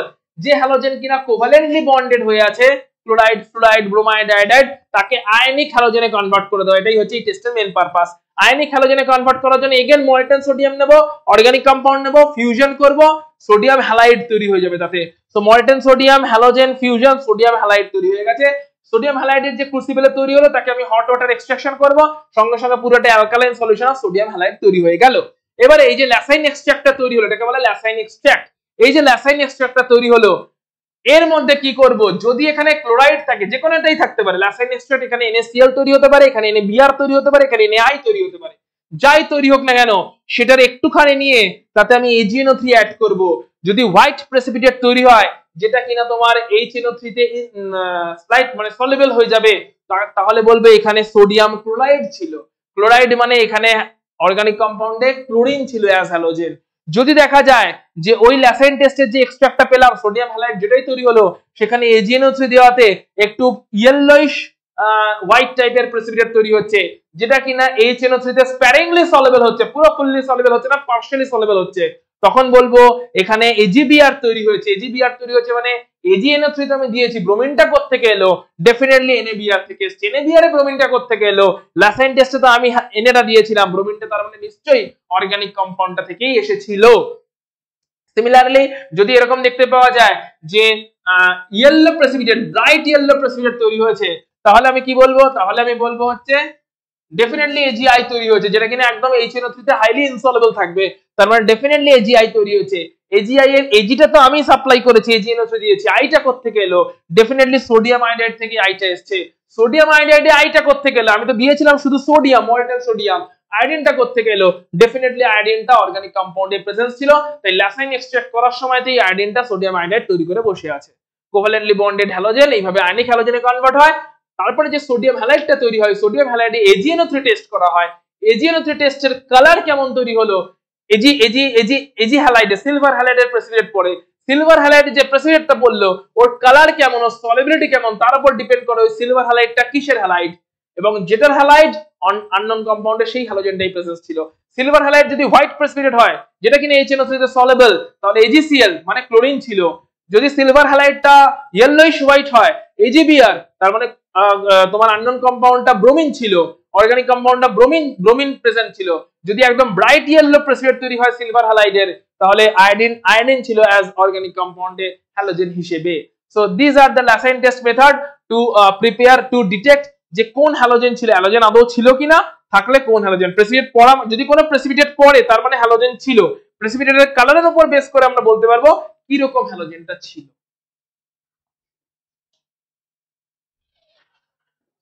ল্যাসাইন টেস্টের লিমিটেশন হ্যালোজেন ডিটেকশনের জন্য। এবারে আবার গল্প হতে পারে, কিরকম গল্প? শুধু যে হ্যালোজেন থাকবে তোমার আমার সুবিধার জন্য তার তো কোনো মানে নেই না। হতেই পারে অর্গানিক কম্পাউন্ডে নাইট্রোজেন প্রেজেন্ট আছে, হতেই পারে সালফার প্রেজেন্ট আছে, হতেই পারে হ্যালোজেন প্রেজেন্ট আছে, সবাই প্রেজেন্ট আছে। এবারে কি হবে? তো যদি নাইট্রোজেন এবং সালফার এরা প্রেজেন্ট থাকে, এরা হ্যালোজেন প্রেজেন্ট থাকলেও সেটা ডিটেক্টেড হতে দেয় না। কেন দেয় না একবার দেখে নি। যদি দেখা যাক সোডিয়াম এবং নাইট্রোজেন প্রেজেন্ট আছে, তাহলে শুধুমাত্র সোডিয়াম হ্যালাইড তৈরি হবে না। সোডিয়াম আর হ্যালোজেনের সঙ্গে রিঅ্যাকশন, অর্গানিক কম্পাউন্ডে হ্যালোজেন থাকলে সোডিয়ামটা সোডিয়াম হ্যালাইড তৈরি করবে। অর্গানিক কম্পাউন্ডে সালফারও যদি থাকতো তাহলে সোডিয়ামটা সোডিয়াম সালফাইড তৈরি করতো। অর্গানিক কম্পাউন্ডে নাইট্রোজেন যদি থাকে তাহলে সেটা সোডিয়াম সায়ানাইড তৈরি করবে। তো তিনটেই এখন তৈরি হয়ে বসে আছে। শুধু একটা তৈরি হলে তার উপরে এজিএনও3 টেস্ট করে দেওয়া যেত, সবকটা তৈরি হলে তার উপরে এজিএনও3 টেস্ট করলেও কিছু বোঝা যাবে না। কেন বোঝা যাবে না? যদি সোডিয়াম সায়ানাইড তৈরি হয়ে থাকে তাহলে সেক্ষেত্রে এজিএনও3 টেস্ট করলে AgCN এরও হোয়াইট প্রেসিপিটেট পড়ে। সো হোয়াইট প্রেসিপিটেট দেখে আমি কি করে বুঝবো ওটা AgCN এর, সিলভার সায়ানাইডের, না সিলভার ক্লোরাইডের? আমি কি করে বুঝবো? হোয়াইট প্রেসিপিটেট আমি দেখতে পাচ্ছি। সিলভার সায়ানাইড তৈরি হয়েছে কারণ সোডিয়াম সায়ানাইড ছিল, সেটার প্রেসিপিটেট, না সিলভার ক্লোরাইড তৈরি হয়েছে কারণ সোডিয়াম ক্লোরাইড ছিল, সেটার প্রেসিপিটেট? আমি বুঝতেই পারবো না হোয়াইট প্রেসিপিটেট দেখে। Confusion again. সেকেন্ড কনফিউশন, যদি সালফাইড থেকে থাকে সিলভার নাইট্রেট যেই দেবে ব্ল্যাক প্রেসিপিটেট পড়ে যাবে Ag2S এর। আর একবার ব্ল্যাক প্রেসিপিটেট পড়ে যাবে মানে পুরো তো গড়বড়, হোয়াইট কোনো কালার দেখতেই পাওয়া যাবে না। হোয়াইট, ইয়েলোইশ হোয়াইট, ইয়েলো কোনো কালার দেখতেই পাবে না, পুরো ব্ল্যাক কালারে মাস্ক হয়ে যাবে পুরো ব্যাপারটা। তাহলে যেই একবার ব্ল্যাক কালারের সিলভার সালফাইডের প্রেসিপিটেট পড়বে, সেখানে silver chloride, silver bromide, silver আয়োডাইডের প্রেসিপিটেট পড়লেও ব্ল্যাক কালার পুরোপুরি মাস্ক করে দেবে, সেই কালারটাকে আমি দেখতেই পারবো না, বুঝতেই পারবো না। তাহলে সালফার বা নাইট্রোজেন এইভাবে ইন্টারফেয়ার করবে এবং হ্যালোজেনের টেস্টে আমাকে পজিটিভ টেস্ট দেবে না, বুঝতে দেবে না। এর উপায় কি? কি করে এই অবস্থাতে আমি বুঝবো হ্যালোজেন সত্যি আছে কি নেই? বোঝার উপায় হচ্ছে সালফার আর নাইট্রোজেনকে তাড়াতে হবে ওই কম্পাউন্ড থেকে, তারপরে হ্যালোজেনের জন্য টেস্ট করতে হবে। কারণ ওদের প্রেজেন্সে তো রিঅ্যাকশন করে কোনো লাভ হচ্ছে না, কারণ ওরা বুঝতে দিচ্ছে না হ্যালোজেন সত্যি আছে কিনা। তো তাড়ানোর উপায় কি? যে সোডিয়াম সায়ানাইড তৈরি হয়েছে, আমি জানি না সোডিয়াম সায়ানাইড আছে কিনা, তো তাড়ানোর উপায় হচ্ছে AgNO3 দেওয়ার আগে HNO3 দিয়ে বয়েল করে দাও। যদি কোনো নাইট্রোজেন থেকে থাকে তাহলে সোডিয়াম সায়ানাইড নিশ্চয়ই তৈরি হয়েছিল, ওই সোডিয়াম সায়ানাইড HCN গ্যাস হয়ে আউট হয়ে যাবে, নাইট্রোজেন পার্টটা সায়ানাইড পার্টটা আউট হয়ে গেল। যদি সালফারও থেকে থাকে সোডিয়াম সালফাইড নিশ্চয়ই এখানে তৈরি হবে, মল্টেন সোডিয়াম দিয়ে হিট করলে নিশ্চয়ই সোডিয়াম সালফাইড তৈরি হবে। যখন এই ফিউশনটা করছি ওই সোডিয়াম সালফাইড যদি সত্যি তৈরি হয়ে থাকে তাহলে HNO3 দিয়ে বয়েল করে দাও, তাহলে H2S তৈরি করে সালফারটাও আউট হয়ে যাবে। সালফার আউট, সায়ানাইড আউট, এবারে থাকলে শুধুমাত্রই সোডিয়াম হ্যালাইডই থাকবে। এবারে AgNO3 টেস্ট করো, তাহলে সোডিয়াম হ্যালাইডের উপরে AgNO3 দাও, যদি সিলভার হ্যালাইডের প্রেসিপিটেট পড়ে তাহলে বলবে হ্যালোজেন ছিল। কালার দেখে বুঝতে হবে কোন হ্যালোজেন ছিল। হোয়াইট হলে সিলভার ক্লোরাইড মানে ক্লোরিন ছিল, ইয়েলোইশ টাইপের হলে সিলভার ব্রোমাইড মানে ব্রোমিন ছিল, এন্ড ব্রাইট ইয়েলো হলে সিলভার আয়োডাইড মানে আয়োডিন ছিল। কিন্তু এই পুরোটা করার আগে নাইট্রোজেন আর সালফারকে তাড়াতে হবে, তাড়ানোর জন্য কনসেন্ট্রেটেড HNO3 দিয়ে মিক্সচারটাকে বয়েল করতে হবে। অর্থাৎ আগেই HNO3 দিয়ে দিলে হবে না, সায়ানাইড মানে নাইট্রোজেন সালফার থাকতেও পারে হ্যালোজেনের সঙ্গে, নাও থাকতে পারে। তো আগে কি করতে হবে? আমাকে ল্যাসাইন টেস্ট যখনই করলাম মল্টেন সোডিয়ামের সঙ্গে আমি কি করলাম? মল্টেন সোডিয়ামের সঙ্গে আমি ফিউজ করলাম। ফিউজ করে আমি জানি না কি কি তৈরি হয়েছে, তাই না মানে কনক্লুশনে দেওয়ার আগে কি করব, কনক্লুশন করার আগে কি করব, যাই যাই তৈরি হয়ে থাক না কেন আমি সেখানে কনসেন্ট্রেটেড HNO3 আগে দিয়ে দেবো। তাতে যদি নাইট্রোজেন থেকে থাকে HCN হয়ে সেটা আউট হবে, যদি সালফার থেকে থাকে H2S হয়ে আউট হবে, যদি কিছুই না থেকে থাকে কোনো ব্যাপার নেই। তারপরে যদি সোডিয়াম হ্যালাইড থেকে থাকে এবারে আমি AgNO3 অ্যাড করব, তখন Ag হ্যালাইডের প্রেসিপিটেট পড়বে আর সিলভার হ্যালাইডের যে প্রেসিপিটেটটা পড়বে সেটা দেখে আমি আইডেন্টিফাই করতে পারবো তার কালার দেখে যে কোন হ্যালোজেন প্রেজেন্ট ছিল। So this is how we detect halogens in unknown organic compounds. দেখো এখানে বলেছে এই যে black PPT of Ag2S will mask white or yellow PPT of silver halide, যদি পরেও মাস্ক হয়ে যাবে। হোয়াইট PPT অফ AgCN সেটা অ্যাম্বিগিউটি তৈরি করবে যে সিলভার হ্যালাইডের প্রেসিপিটেট পড়লো না সিলভার সায়ানাইডের প্রেসিপিটেট পড়লো, বুঝতে পারা যাবে না।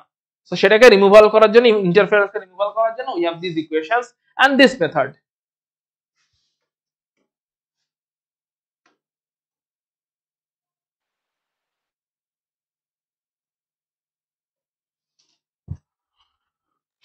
ডিটেকশন অফ ফসফরাস একইভাবে কি করা হবে, ফসফরাসের জন্য আননোন অর্গানিক কম্পাউন্ডটা নেওয়া হয়েছে, তাকে সোডিয়াম পারঅক্সাইডে হিট করা হবে। সোডিয়াম পারঅক্সাইডের প্রেজেন্সে হিট করলে সোডিয়াম ফসফেট তৈরি হয়ে গেল, অর্থাৎ আয়নিক ফসফরাস হয়ে গেল। কোভালেন্ট ফসফরাস সোডিয়াম ফসফেট হয়ে যাওয়া মানে আয়নিক কম্পাউন্ডে হয়ে গেল। আয়নিক ফসফরাসে কনভার্ট করার জন্য এখানে ল্যাসাইন টেস্ট হচ্ছে না, এখানে সোডিয়াম পারঅক্সাইড দিয়ে হিট করলে ওটা সোডিয়াম ফসফেট আয়নিক ফসফেট তৈরি করবে। এবারে ওই আয়নিক ফসফেট যদি তৈরি হয়, ফসফরাস থাকলেই আয়নিক ফসফেটটা তৈরি হবে, যদি তৈরি হয় তাকে HNO3 দিয়ে যদি বয়েল করা হয় তাহলে H3PO4 ফসফরিক অ্যাসিড তৈরি হবে। যদি ফসফরিক অ্যাসিড তৈরি হয় তাকে অ্যামোনিয়াম মলিবডেট NH4 MO টা হচ্ছে মলিবডিনাম, অ্যামোনিয়াম মলিবডেট দিয়ে যদি ওই H3PO4 ফসফরিক অ্যাসিড যেটা তৈরি হলো, ওই ফসফরিক অ্যাসিডের মধ্যে অ্যামোনিয়াম মলিবডেট যদি দেওয়া হয় তাহলে একটা ইয়েলো কালারের একটা প্রেসিপিটেট তৈরি হবে। ইয়েলো কালারের এই প্রেসিপিটেটটা যদি তৈরি হয়, আমি বলবো ইয়েলো কালারের এই কমপ্লেক্স কম্পাউন্ডটা যদি তৈরি হয় NH4CPO4.12MOO3, এই পুরো কমপ্লেক্স ফসফোমলিবডেট, অ্যামোনিয়াম ফসফোমলিবডেট, এই পুরো ইয়েলো কালারের প্রেসিপিটেট যদি এখানে তৈরি হয়, আমি ডেফিনেটলি বলতে পারবো ফসফরাস ছিল। বাকি মলিবডিনাম, অ্যামোনিয়াম এগুলো তো আমি দিয়েইছি আগে, এখানে অ্যামোনিয়াম মলিবডেটে তো আমি এগুলো দিয়েইছি, কিন্তু ফসফরাসটা কোথা থেকে এলো? ডেফিনেটলি ফসফরিক অ্যাসিড থেকে এসেছে। ফসফরিক অ্যাসিডটা কোথা থেকে এলো? ডেফিনেটলি ফসফরিক অ্যাসিডটা সোডিয়াম ফসফেট থেকে এসেছে। সোডিয়াম ফসফেটে সোডিয়াম দিয়েছি সেটা তো বুঝলাম, ফসফরাসটা কোথা থেকে এলো? ডেফিনেটলি আননোন অর্গানিক কম্পাউন্ডে ফসফরাসের প্রেজেন্স ছিল। So this is how we detect phosphorus in unknown organic compound.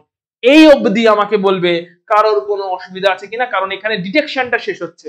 এবারে আমরা কোয়ান্টিটেটিভ অ্যানালাইসিসে যাব, অর্থাৎ অ্যানালাইসিসটাতে যাব, মানে কতটা করে পার্সেন্টেজ আছে সেটা দেখতে যাব।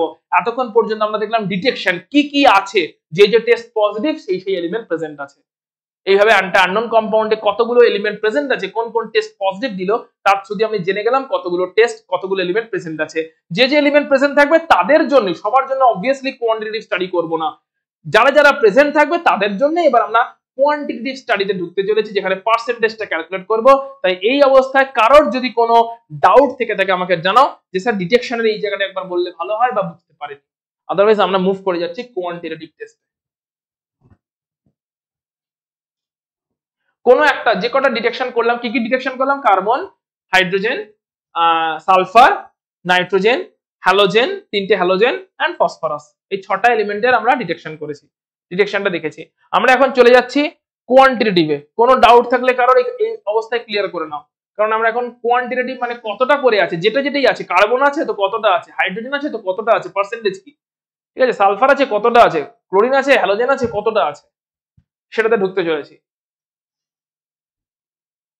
কোনো অসুবিধা নেই কারোর? তাহলে আশা করছি প্রত্যেকে একটু বইয়ের ফিগারটা ফলো করো, আমি শুধু এটাই রেকমেন্ড করবো, বই থেকে পড়ার প্রয়োজন নেই। ক্লাসে যে ক্লাস নোটটা থাকবে এই ক্লাস নোটটা পুরোপুরি নিজের খাতায় একদম কপি করে নেবে। কপিটা যখন করবে তখন একটু বইয়ের ফিগারটা জাস্ট একটু ফলো করে নিও, বা এখানেও ফিগার থাকবে, ক্লাস নোটেও ফিগার থাকবে, ফিগারটা একটু ফলো করে নিও। আর আমি যে হ্যান্ডরিটেন নোটসটা তোমাদের দেবো, প্রত্যেককে দেবো, আমি গ্রুপে পোস্টও করে দেবো, এবং ওটার একটা প্রিন্ট আউট বা জেরক্স আমি করে নেবো, যে তোমার সবাইকে দিয়ে দেবো। আর বাই দ্যাট টাইম আমি গ্রুপে এমনিতে পোস্টও করে দেবো। সে গ্রুপ থেকেও কেউ কেউ আমি চাইবো যে ওটার আমি জেরক্স করতে কাউকে বারণ করবো, গ্রুপ থেকে আলাদা করে প্রিন্ট আউট নিতে বা জেরক্স করতে আমি বারণ করবো।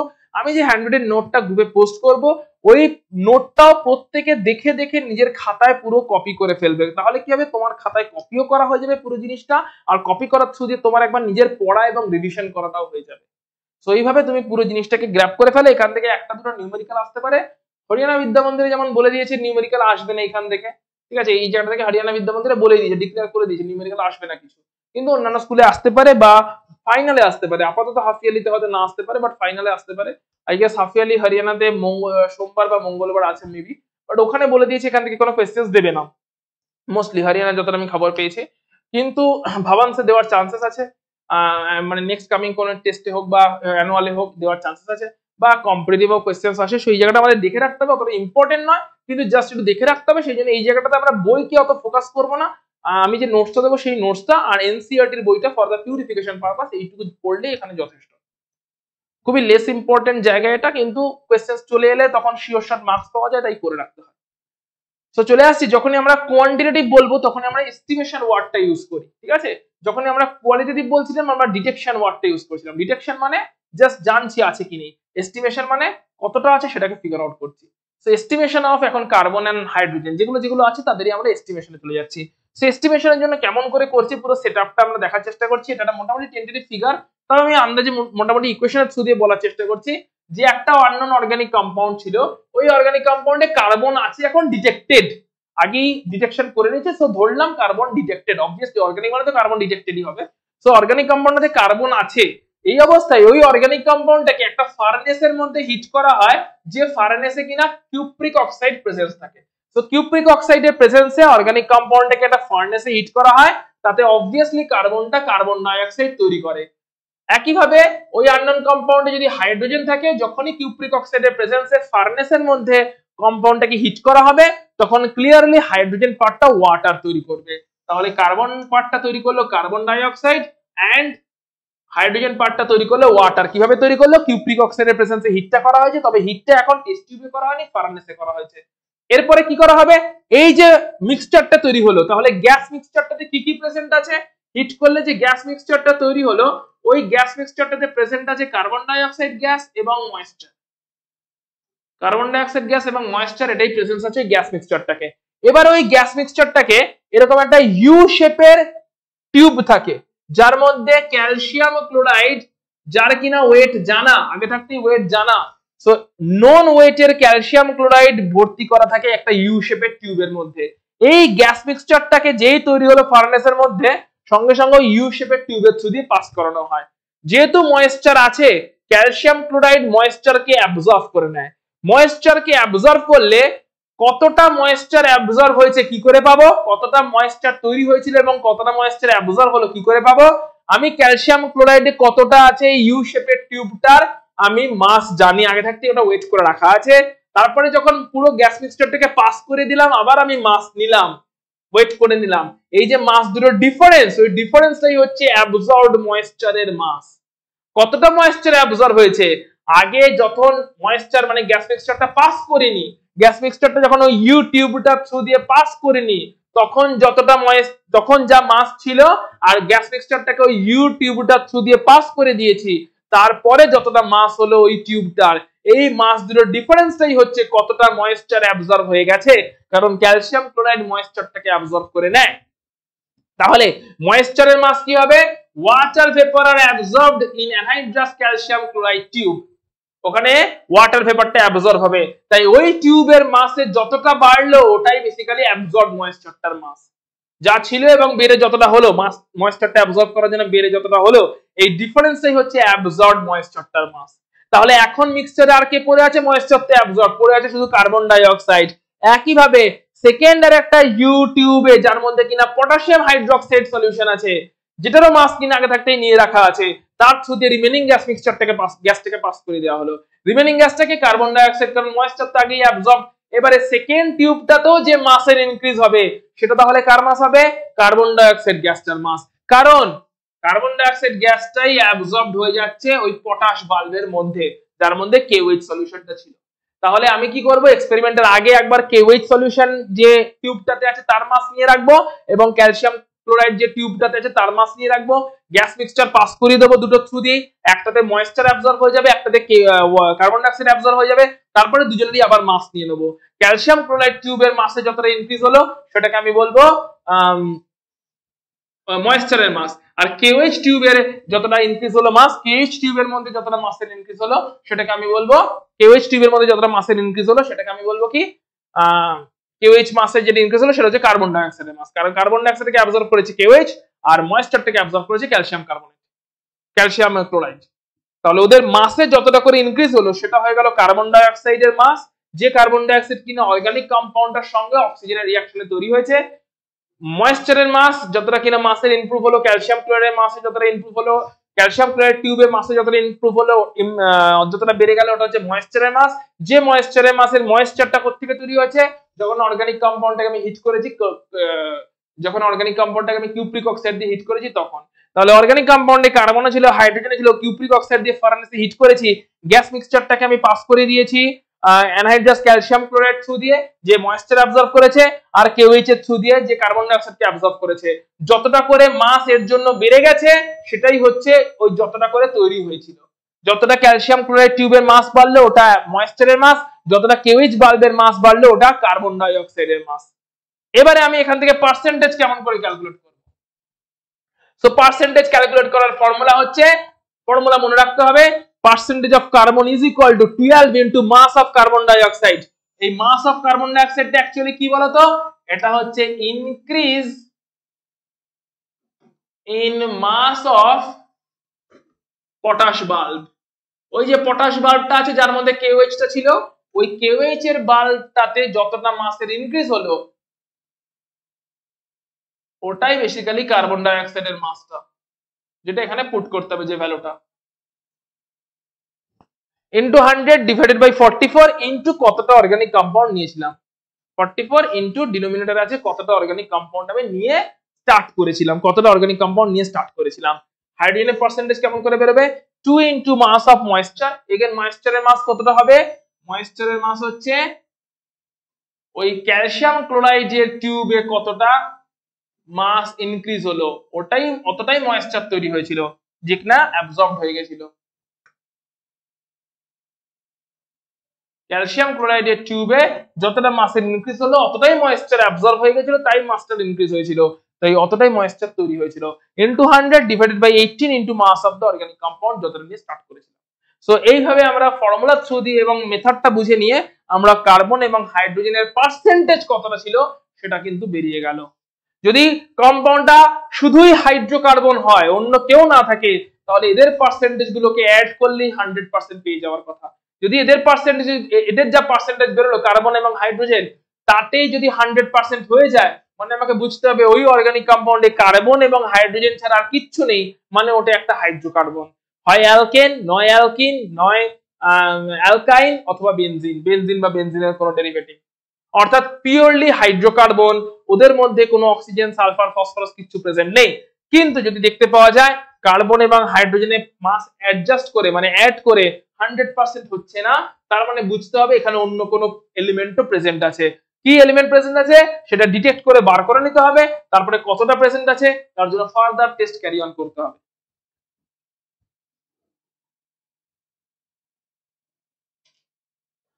নেক্সট টেস্ট, এটা একটু ঝামেলার টেস্ট, নাইট্রোজেনের ডিটেকশন। প্রথমটা হচ্ছে ডুমাস মেথড। তো মেথডটা কি বলছে দেখে নাও। ধরলাম একটা অর্গানিক কম্পাউন্ড ছিল, আননোন অর্গানিক কম্পাউন্ড, যার মধ্যে নাইট্রোজেন আছে, এটা তো প্রুফড, তাই মেথডের থ্রু দিয়ে কতটা আছে বার করতে চলেছি, না হলে এমনি এমনি কেন করব। তো নাইট্রোজেন আছে, এটা হয়তো প্রুফড, কিন্তু কতটা আছে বার করতে হবে, তার জন্য অর্গানিক কম্পাউন্ডটা নিয়েছি, যার ফর্মুলাটাকে ধরে নেওয়া হচ্ছে CXHYNZ। জানি না কোনটা কতটা আছে, CXHYNZ কম্পাউন্ডের ফর্মুলাটা ধরে নিচ্ছি। এই কম্পাউন্ডটাকে একইভাবে ফার্নেসে হিট করছি, যে ফার্নেসের মধ্যে কিউপ্রিক অক্সাইড আছে।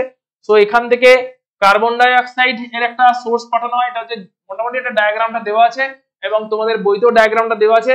কার্বন ডাই অক্সাইডের একটা সোর্স পাঠানো হয়, ঠিক আছে, কার্বন ডাই অক্সাইড গ্যাসের একটা সোর্স পাঠানো হয়। এই কার্বন ডাই অক্সাইড গ্যাসটার একটা সোর্স পাঠানো হয় ফার্নেসের মধ্যে। কার্বন ডাই অক্সাইড গ্যাসটা তৈরি করা হয় কোনো না কোনো কার্বনেট সল্টকে হিট করে, মেবি ক্যালসিয়াম কার্বনেটকে হিট করে। সো ক্যালসিয়াম কার্বনেটকে হিট করা হলো বা ম্যাগনেসিয়াম কার্বনেটকে হিট করা হলো, তাতে কার্বন ডাই অক্সাইড গ্যাস তৈরি হয়, যে কার্বন ডাই অক্সাইড গ্যাসটা ফার্নেসের মধ্যে পাস করানো হয়। ফার্নেসের মধ্যে, এটা হচ্ছে ফার্নেস পুরো এরিয়াটা, ফার্নেসের মধ্যে মেইনলি অনেকগুলো কম্পার্টমেন্ট থাকে, বাট মেইনলি থাকে হচ্ছে কপার অক্সাইড, CuO, মেইনলি এটা থাকে copper oxide, cupric oxide, mainly এটা থাকে। So carbon die oxide gas যাচ্ছে ফার্নেসে, কিউপ্রিক অক্সাইড আছে, তার সঙ্গে অবভিয়াসলি স্যাম্পেলের ভেপারটা আছে, স্যাম্পেল আছে, মানে অর্গানিক কম্পাউন্ড আছে। এবারে যখনই ফার্নেসের মধ্যে হিট হচ্ছে, কে কে থাকছে ফার্নেসের মধ্যে, যখন হিট হচ্ছে কে কে থাকছে, স্যাম্পেল থাকছে, কিউপ্রিক অক্সাইড থাকছে, and carbon dioxide pass করানো হয়েছে ফার্নেসের মধ্যে, যে কার্বন ডাই অক্সাইডকে ক্যালসিয়াম কার্বনেটকে হিট করে তৈরি করা হয়েছিল। তাহলে ক্যালসিয়াম কার্বনেটকে হিট করে যে কার্বন ডাই অক্সাইড তৈরি হলো তাকে পাস করানো হয়েছে ফার্নেসে, ওখানে আগে থাকতেই স্যাম্পেল এবং কিউপ্রিক অক্সাইড রাখা আছে। এর ফলে এদের মধ্যে রিঅ্যাকশনস হবে, এবং রিঅ্যাকশনস হলে মেইনলি কি কি তৈরি হবে, মেইনলি প্রথমে তৈরি হবে কার্বন ডাই অক্সাইড, সঙ্গে তৈরি হবে ময়েশ্চার, আর কিছু নাইট্রোজেনের অক্সাইড তৈরি হবে, কিছু নাইট্রোজেনের অক্সাইড তৈরি হবে, যে অক্সাইড গুলো ওই ফার্নেসে প্রেজেন্ট থাকা কপারের সঙ্গে রিঅ্যাক্ট করে আবার নাইট্রোজেন গ্যাসও তৈরি করবে। তার মানে ফার্নেস থেকে যখন বেরোবে ওই গ্যাস মিক্সচারে কি কি থাকবে, এই ফার্নেস থেকে যখন বেরোচ্ছে এই গ্যাস মিক্সচারে প্রেজেন্ট থাকবে কার্বন ডাই অক্সাইড, কারণ কার্বন পার্টটা কিউপ্রিক অক্সাইডের সঙ্গে রিঅ্যাক্ট করে কার্বন ডাই অক্সাইড তৈরি করেছে, সঙ্গে ময়েশ্চার থাকবে, কারণ কম্পাউন্ডের মধ্যে যে হাইড্রোজেন পার্টটা ছিল সেটাও কিউপ্রিক অক্সাইডের সঙ্গে রিঅ্যাক্ট করে ময়েশ্চার তৈরি করেছে, সঙ্গে কিছু নাইট্রোজেন গ্যাসও থাকবে। যদিও বা নাইট্রোজেন গ্যাস অরিজিনালি তৈরি হয়নি, তৈরি হয়েছিল কিছু নাইট্রোজেনের অক্সাইড, NO, NO2, NO3 এরকম কিছু অক্সাইড তৈরি হয়েছিল, যে অক্সাইড গুলো ওই স্যাম্পল চেম্বারের মধ্যে যে কপার প্রেজেন্ট ছিল সেই কপার দ্বারা রিডিউসড হয়ে নাইট্রোজেনে কনভার্ট হয়েছে, যে নাইট্রোজেন গ্যাসটা আলটিমেটলি এখান দিয়ে বেরিয়ে আসছে। এবারে পুরো মিক্সচারটাকে পাস করানো হয় একটা পটাশিয়াম হাইড্রোক্সাইডের সলিউশনের থ্রু দিয়ে।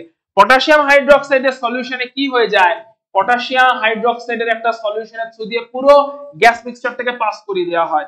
তাতে কি হয়ে যায়, পুরো গ্যাস মিক্সচারটাকে যেই পটাশিয়াম হাইড্রোক্সাইডের সলিউশনের থ্রু দিয়ে পাস করানো হয় তাতে সঙ্গে সঙ্গে কি হয়ে যায়, তাতে সঙ্গে সঙ্গে কার্বন ডাই অক্সাইড ময়েশ্চার যা ছিল ওই পটাশিয়াম হাইড্রোক্সাইড সলিউশনে অ্যাবজর্ব হয়ে যায়। যেই অ্যাবজর্ব হয়ে গেল পড়ে থাকে নাইট্রোজেন গ্যাস, যে নাইট্রোজেন গ্যাসটা এই পটাশিয়াম হাইড্রোক্সাইডের উপরে যে ফাঁকা জায়গাটা আছে এই ফাঁকা জায়গাটাতে নাইট্রোজেন গ্যাসটা জমা হয়, এবং কতটা প্রেসারে জমা হয়েছে সেটা ওখানে একটা রিডিং আছে, ব্যারোমিটার লাগানো থাকে, কতটা প্রেসার তৈরি হয়েছে ওটা ওখান থেকে ব্যারোমিটারের রিডিং থেকে বুঝতে পারা যায়। তো পুরো সেটআপটা কি হলো, কপার অক্সাইড স্যাম্পল ফার্নেসের মধ্যে হিট করা হচ্ছে, তাতে কি হয়েছে কার্বন ডাই অক্সাইড ময়েশ্চার আর নাইট্রোজেন গ্যাস এই তিনটে গ্যাসের মিক্সচার বের হচ্ছে। কার্বন ডাই অক্সাইড ময়েশ্চার তো নিজে থেকেই তৈরি হয়ে যায়, কিন্তু প্রথমেই নাইট্রোজেনের বিভিন্ন অক্সাইড তৈরি হয় যারা ওই ফার্নেসের মধ্যে প্রেজেন্ট থাকা কপার দ্বারা রিডিউসড হয়ে গিয়ে নাইট্রোজেন গ্যাস তৈরি করে, যেটা আলটিমেটলি বেরিয়ে আসে। পুরো গ্যাস মিক্সচারটাকে পটাশিয়াম হাইড্রোক্সাইডের সলিউশনের থ্রু দিয়ে পাস করানো হয়, তাতে কার্বন ডাই অক্সাইড ময়েশ্চার পার্টটা পটাশিয়াম হাইড্রোক্সাইডে অ্যাবজর্ব হয়ে যায়, নাইট্রোজেন গ্যাসটা অ্যাবজর্ব হয় না, ওটা ওই পটাশিয়াম হাইড্রোক্সাইডের উপরে যে ফাঁকা জায়গাটা আছে নাইট্রোমিটার বলে পুরো মেশিনটাকে, এই নাইট্রোমিটারের উপরে যে ফাঁকা জায়গাটা আছে ওখানে নাইট্রোজেন গ্যাসটা জমা হয়। ওই নাইট্রোজেন গ্যাসের প্রেসারটা মেজার করা যায়, ভলিউমটা মেজার করা যায়, কারণ ওই নাইট্রোমিটারের গায়ে দাগ কাটা আছে যেখান থেকে বুঝতে পারা যায় কত লিটার নাইট্রোজেন গ্যাস জমা হয়েছে বা কত ml নাইট্রোজেন গ্যাস জমা হয়েছে। ভলিউমটা মেজার করা যায় উপরের দাগ কাটা দেখে, যে যতটা ফাঁকা জায়গা ওখানেই নাইট্রোজেন গ্যাসটা জমেছে, এবং ওটাই হচ্ছে তোমার পটাশিয়াম নাইট্রোজেন গ্যাসের ভলিউম। আর ওই নাইট্রোজেন গ্যাসের প্রেসারও ওখানে একটা ব্যারোমিটার ফিক্স করা থাকে, ব্যারোমিটারের থ্রু দিয়ে নাইট্রোজেন গ্যাসের প্রেসার কত হয়েছে সেটাও মেজার করা যায়। তাহলে এই যে নাইট্রোজেন গ্যাসটা ওখানে জমা হলো, ওই নাইট্রোজেন গ্যাসের কি আমরা জানলাম, ওই নাইট্রোজেন গ্যাসের ভলিউম জানলাম, volume of the nitrogen gas জানলাম ওই নাইট্রোমিটারের রিডিং থেকে, নাইট্রোমিটারের দাগ কাটা আছে, যতটা ভলিউম ওখানে নাইট্রোজেন গ্যাস জমা হয়েছে ওই রিডিংটা থেকে জানলাম, কারণ যত বেশি নাইট্রোজেন গ্যাস জমা হবে তত এই পটাশিয়াম হাইড্রোক্সাইডের সলিউশনটা নিচের দিকে নেমে যাবে, তাই তো, যেটা টরিসেলির এক্সপেরিমেন্টে আমরা পড়েছিলাম, mercury 1 atmosphere equal to 76 centimetre of mercury কালামের যে প্রেসার, এক্সপেরিমেন্ট যেভাবে হয়েছিল উপরে যত জমা হতে থাকে নিচের দিকে নেমে যেতে থাকে, তাহলে নিচের দিকে যতটা নেমে যাবে পটাশিয়াম হাইড্রোক্সাইড আমি বলবো উপরে অতটাই নাইট্রোজেন জমা হয়েছে, যে ভলিউমটা আমি ওই নাইট্রোমিটারের রিডিং থেকে পেয়ে যাব। তাহলে ভলিউম পাচ্ছি এবং তার সঙ্গে প্রেসারটা পাচ্ছি, নাইট্রোজেন গ্যাস কতটা জমা হয়েছে ওর সঙ্গে একটা মেশিন লাগানো থাকে যেটা কিনা ব্যারোমিটারের মতন কাজ করে, যে ব্যারোমিটার থেকে আমি নাইট্রোজেনের প্রেসারটাও পেয়ে যাচ্ছি, যতটা ভলিউম নাইট্রোজেন জমা হয়েছে তার প্রেসারটাও এখান থেকে আমি পেয়ে গেলাম। তাহলে ভলিউম এবং প্রেসার এই দুটো পেয়ে গেলাম।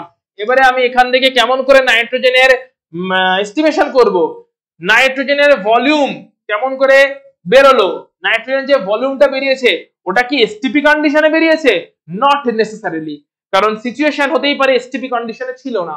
এসটিপি কন্ডিশন মানে যেখানে P1 প্রেসার হবে হচ্ছে 760 মিলিমিটার মার্কারি প্রেসার বা 76 সেন্টিমিটার মার্কারি প্রেসার, ভলিউম হবে হচ্ছে গ্যাসটার 22.4 লিটার, টেম্পারেচার হবে 0 ডিগ্রি সেন্টিগ্রেড। তো হতেই পারে টেম্পারেচার আলাদা ছিল, তো এসটিপি কন্ডিশনে গ্যাসটা কালেক্টেড হয়নি, গ্যাসের ভলিউমটা এসটিপি কন্ডিশনে আগে বার করতে হবে।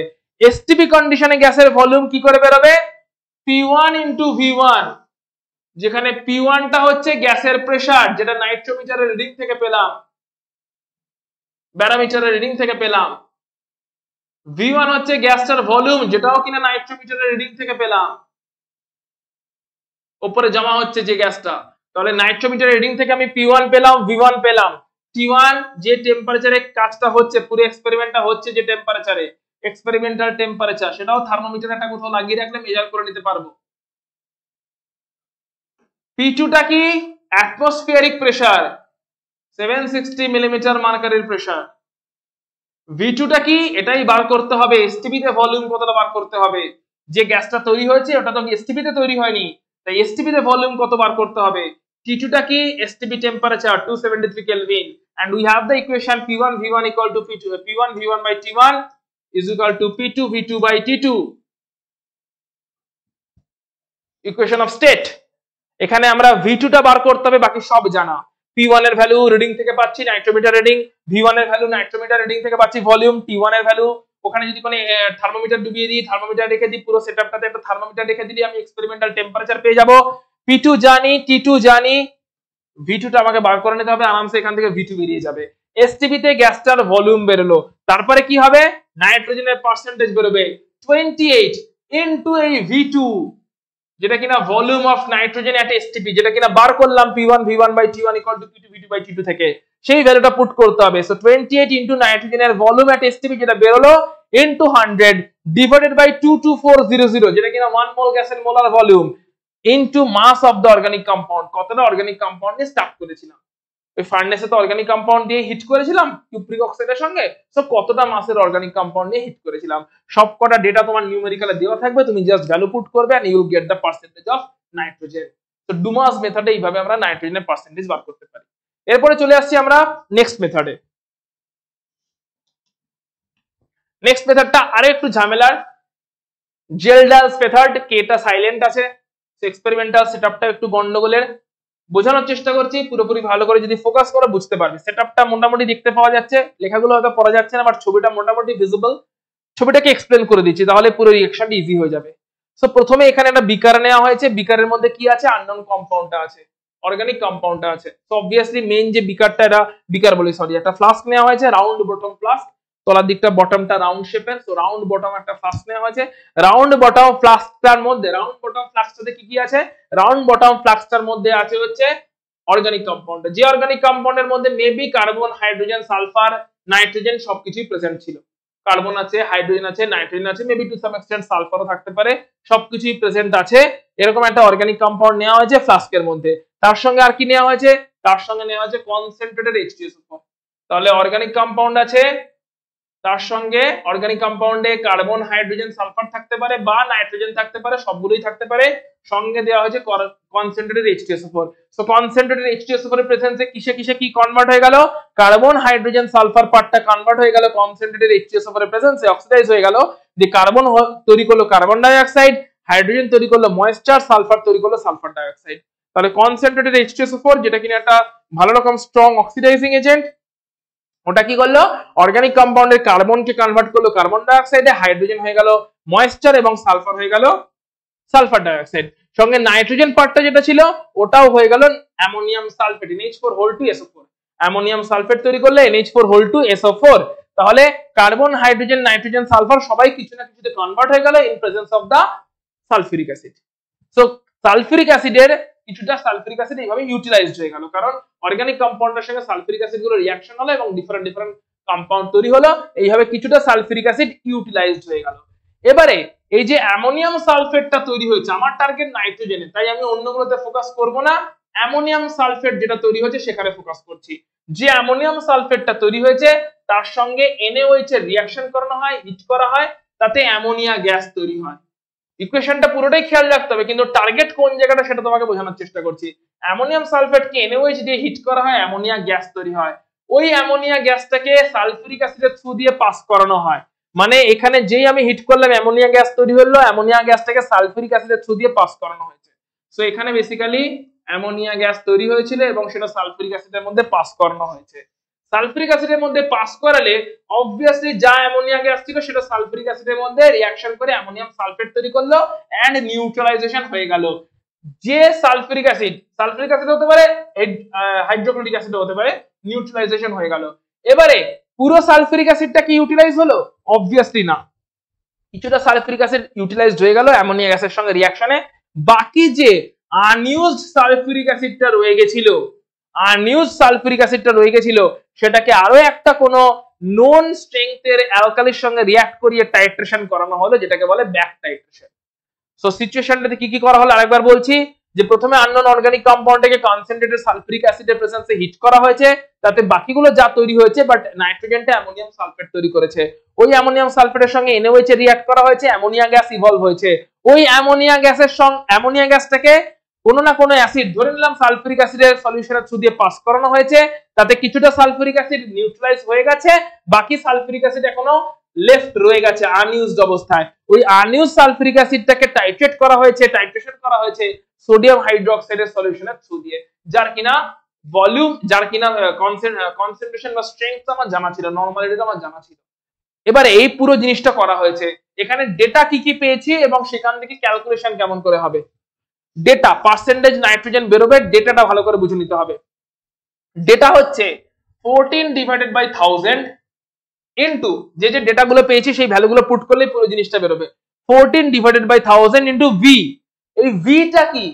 ভিটা হচ্ছে ভি মাইনাস স্মল ভি একটা আছে, capital V minus small V. ভিটা কি? ভিটা হচ্ছে সালফিউরিক অ্যাসিড কতটা নিয়েছিলাম, এইখানে যে অ্যামোনিয়া গ্যাস থেকে পাস করাচ্ছি সালফিউরিক অ্যাসিড সলিউশনে, ওই সালফিউরিক অ্যাসিডের ভলিউম কতটা ছিল অ্যামোনিয়া গ্যাস পাস করার আগে, মানে ইনিশিয়ালি সালফিউরিক অ্যাসিডের ভলিউমটা হচ্ছে ক্যাপিটাল ভি, আর অ্যামোনিয়া সলিউশন পাস করে দেওয়ার পরে যতটা অ্যাসিড বলছি আনরিঅ্যাক্টেড রয়ে গেছে সেই ভিটা হচ্ছে স্মল ভি, যেটা টাইট্রেশন করে বার করা হয়েছে।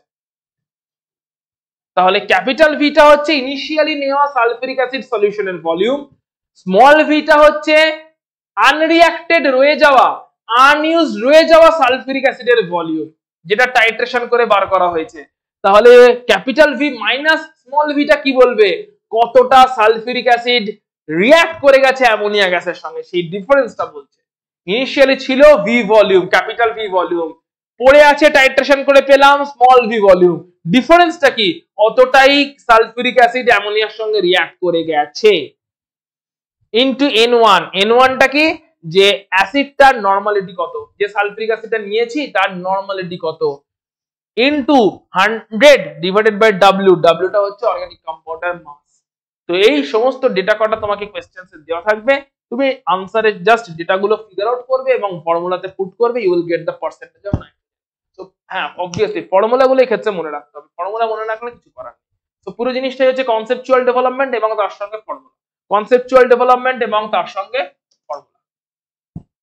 মেইন টাফ জায়গাটাই নাইট্রোজেনের জায়গা, চলে এসেছি পেরিয়ে, চলে আসছি নেক্সট হ্যালোজেন। হ্যালোজেনকে কি করা হচ্ছে? বলছে known mass of the organic compound. Obviously স্যাম্পলটার মাস জানতে হবে, সেই স্যাম্পলটার মাস জেনে তার সঙ্গে AgNO3 রিঅ্যাকশন করাতে হবে, দিয়ে তাতে সিলভার হ্যালাইডের প্রেসিপিটেট করবে। এবারে যদি স্যাম্পলটাতে অন্যান্য কেউ কিছু প্রেজেন্ট থেকে থাকে, কার্বন, হাইড্রোজেন, সালফার প্রেজেন্ট থাকে, তাহলে অবভিয়াসলি AgNO3 দেওয়ার আগে HNO3 দিয়ে বয়েল করতে হবে, যাতে কার্বন ডাইঅক্সাইড হয়ে আউট হয়ে যায়, হাইড্রোজেন ময়েশ্চার হয়ে আউট হয়ে যায়, সালফার সালফিউরিক অ্যাসিড হয়ে আউট হয়ে যায়, যাতে শুধুমাত্র এই হ্যালোজেন পার্টটা পড়ে থাকে এবং হ্যালোজেন পার্টটা AgNO3 এর সঙ্গে রিঅ্যাকশনে সিলভার হ্যালাইড তৈরি করছে, তার প্রেসিপিটেট তৈরি হচ্ছে। যে প্রেসিপিটেট তৈরি হচ্ছে তাকে আমরা ড্রাই করে নেব, তারপরে তাকে আমরা ওজনটা মেজার করে নেব। এবারে ফর্মুলা কি বলছে দেখে নেওয়া যাক। ক্লোরিন যদি থেকে থাকে তাহলে পার্সেন্টেজ ক্লোরিন কেমন করে বেরোবে? 35.5 ডিভাইডেড বাই 143.5। 143.5 টা হচ্ছে AgCl যেটা তৈরি হলো না, AgCl এর মলিকুলার ওয়েট হচ্ছে 143.5। সো 35.5 ক্লোরিনের atomic weight divided by 143.5, AgCl যেটা তৈরি হয়েছে, যেটাকে কিনা আমি প্রেসিপিটেটটাকে ড্রাই করে নিয়েছি, ড্রাই করে তার ওয়েটটা মেজার করে নিয়েছি, তো সেই AgCl এর molecular weight into weight percentage of the chlorine, মানে কতটা chlorine, divided by weight of the organic compound, কতটা অর্গানিক কম্পাউন্ড নিয়ে স্টার্ট করেছিলাম, ইনটু 100। এই পুরোটা করলে পার্সেন্টেজ অফ ক্লোরিনটা বেরিয়ে যাবে। একইভাবে ব্রোমিন কেমন করে বেরোবে? ব্রোমিনের atomic weight divided by silver ব্রোমাইডের যে প্রেসিপিটেট করবে তার মলিকুলার ওয়েট কত, 188, ইনটু ব্রোমিনের কতটা ওয়েট ছিল divided by weight of the organic compound কত নিয়ে স্টার্ট করেছিলাম, ইনটু 100। পার্সেন্টেজ অফ আয়োডিন একইভাবে 127 হচ্ছে আয়োডিনের atomic weight divided by AgI যেটা তৈরি হবে তার মলিকুলার ওয়েট হচ্ছে 235, into weight percentage of iodine divided by weight of the organic compound কত নিয়ে স্টার্ট করেছিলাম, ইনটু 100। সো ফর্মুলা তোমার কাছে জানা থাকবে, ভ্যালু তোমার কাছে কোশ্চেনে দেওয়া থাকবে, জাস্ট ভ্যালুটা আইডেন্টিফাই করতে হবে, ফর্মুলায় পুট করতে হবে, পার্সেন্টেজ বার করতে হবে। সালফার আর দুটো বা তিনটে আছে তাহলেই হয়ে যাবে। সালফার একইভাবে কি করতে হবে? সালফারটাকে হিট করা হচ্ছে, অর্গানিক নোন মাস নেওয়া হয়েছে, known mass of the compound নেওয়া হয়েছে, যার মাস আমার জানা, কারণ অর্গানিক কম্পাউন্ডের মাস তো লাগছে না, ডিভাইডারে বসাতে হচ্ছে, ডিনোমিনেটরে বসাতে হচ্ছে। সো নোন মাসের কম্পাউন্ড নেওয়া হয়েছে, তাকে কিনা অক্সিডাইজ করা হয়েছে in presence of nitric acid, তাহলে সালফিউরিক অ্যাসিড তৈরি হয়েছে। ওই সালফিউরিক অ্যাসিডের সঙ্গে BaCl2 সলিউশন অ্যাড করা হয়েছে, তাহলে বেরিয়াম সালফেটের প্রেসিপিটেট তৈরি হয়েছে।